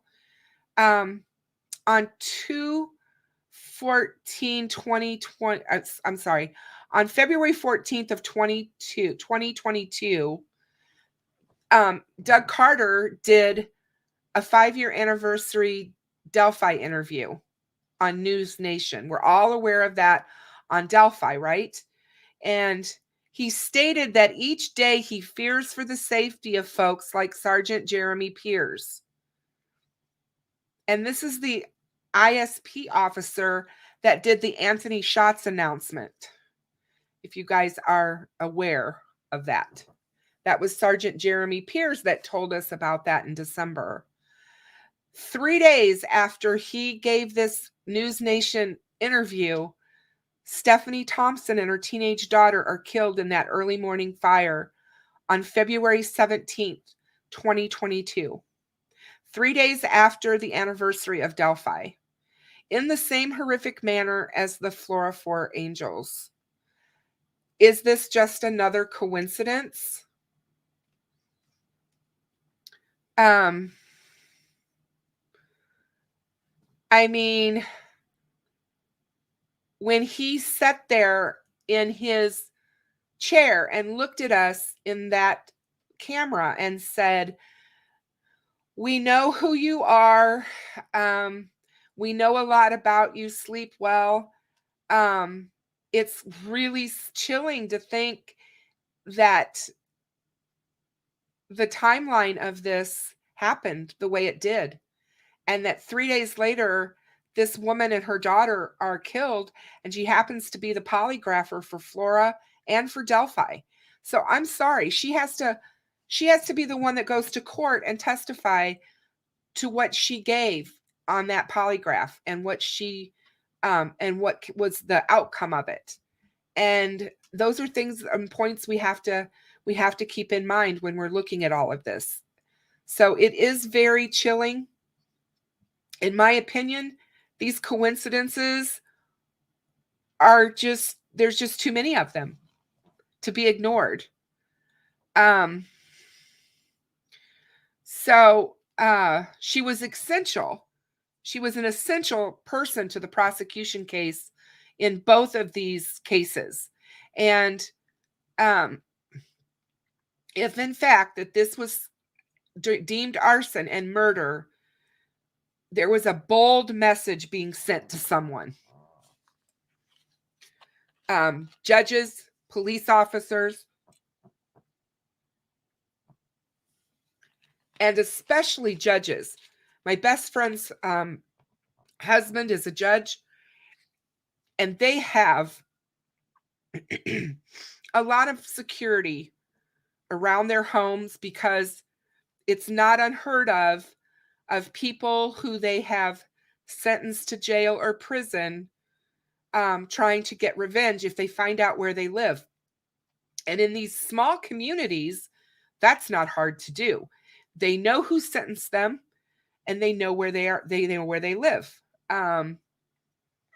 So the fact that this actually happened at all is pretty big, in my opinion. But I just think the message being sent, if we want to look at that, is that no one is safe, no matter what your status is in the community. And if you're going to try and expose someone, whoever is responsible for this, some things might happen to you. I mean, that's just things that we can look at and surmise from what's going on here. So just remember, there's no evidence directly that's saying that this could all be linked in this fashion. I just want to say that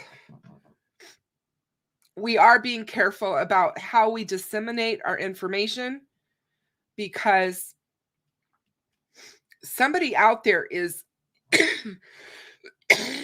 a murderer, and we know that, and they are still not caught.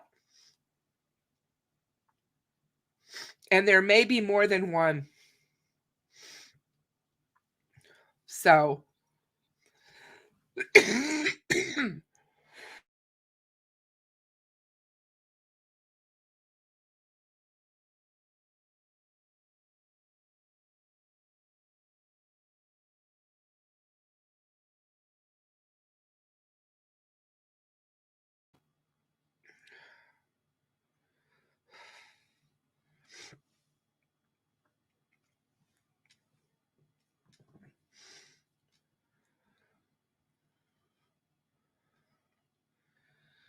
So, anyway, that's pretty much the show tonight, guys. I didn't expect it to go as long as it did. I do apologize. That was a lot. And I know that it was a lot to sit through, but I appreciate you guys being here. I hope you feel that you got a lot out of it.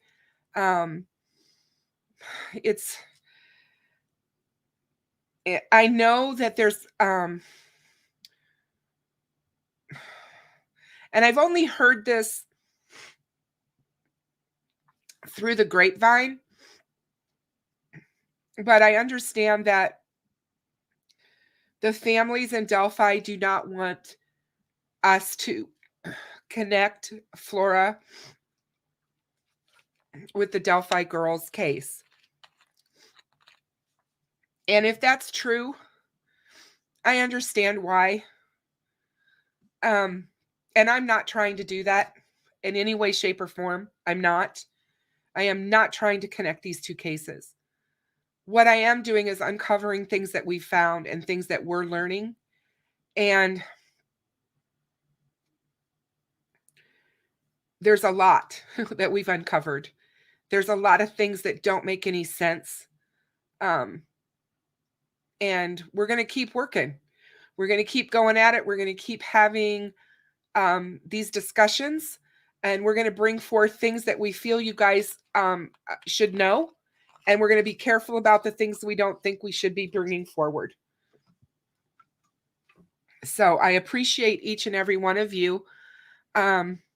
Please make sure that you hit subscribe and like on my video. And if you'll hit the bell, you'll get notified every single time I do go live, which is on Tuesday, Thursday, and Saturday nights at 8 p.m. Central Standard Time.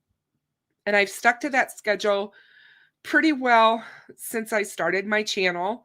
It works really well for my life.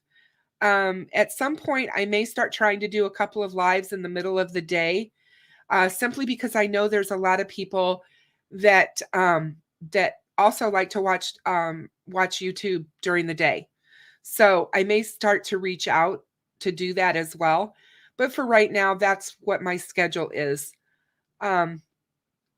Also, I do have membership available, so please feel free to join and support my channel in that fashion if you like.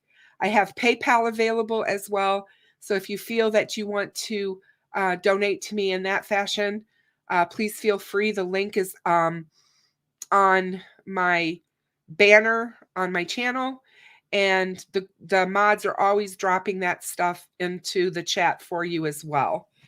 But I appreciate all the support that you guys give me. I don't do this for any other reason than I have a great passion for both of these cases. I want to see them solved. And we have been so inundated in the last 2 weeks with all this new information on Flora that I really haven't had a chance to focus on some of the other cases that I want to bring to you guys. I will be doing an update on Thursday. Let's see, what is today? Yeah, on Thursday on the Kristen Smart case. I will tell you that they did cancel court today, and it looks like for the rest of the week. I don't know why. I haven't been able to get into that. I just saw that headline come across my email. So I'm going to be looking at that to get us an update on what's going on in her trial. Justice for Kristen is, I'm screaming. That's been 26 years, and we just need that case to be adjudicated soon. So you guys all have a great night. Michelle, I love you. Unsolved Crimes, I love you guys. Jennifer, thank you so much for all you're doing, for the great Facebook. If you guys join and become members, you'll be able to go to my Facebook group and have discussions there after shows. And I welcome anyone to discuss anything with me. I'm open to all views, as long as you are not bashing the families. So other than that, we can have a discussion. But I appreciate you guys for being here tonight, and thank you so much for absolutely supporting Behind the Crime Door. I couldn't do this without you. Good night, everyone.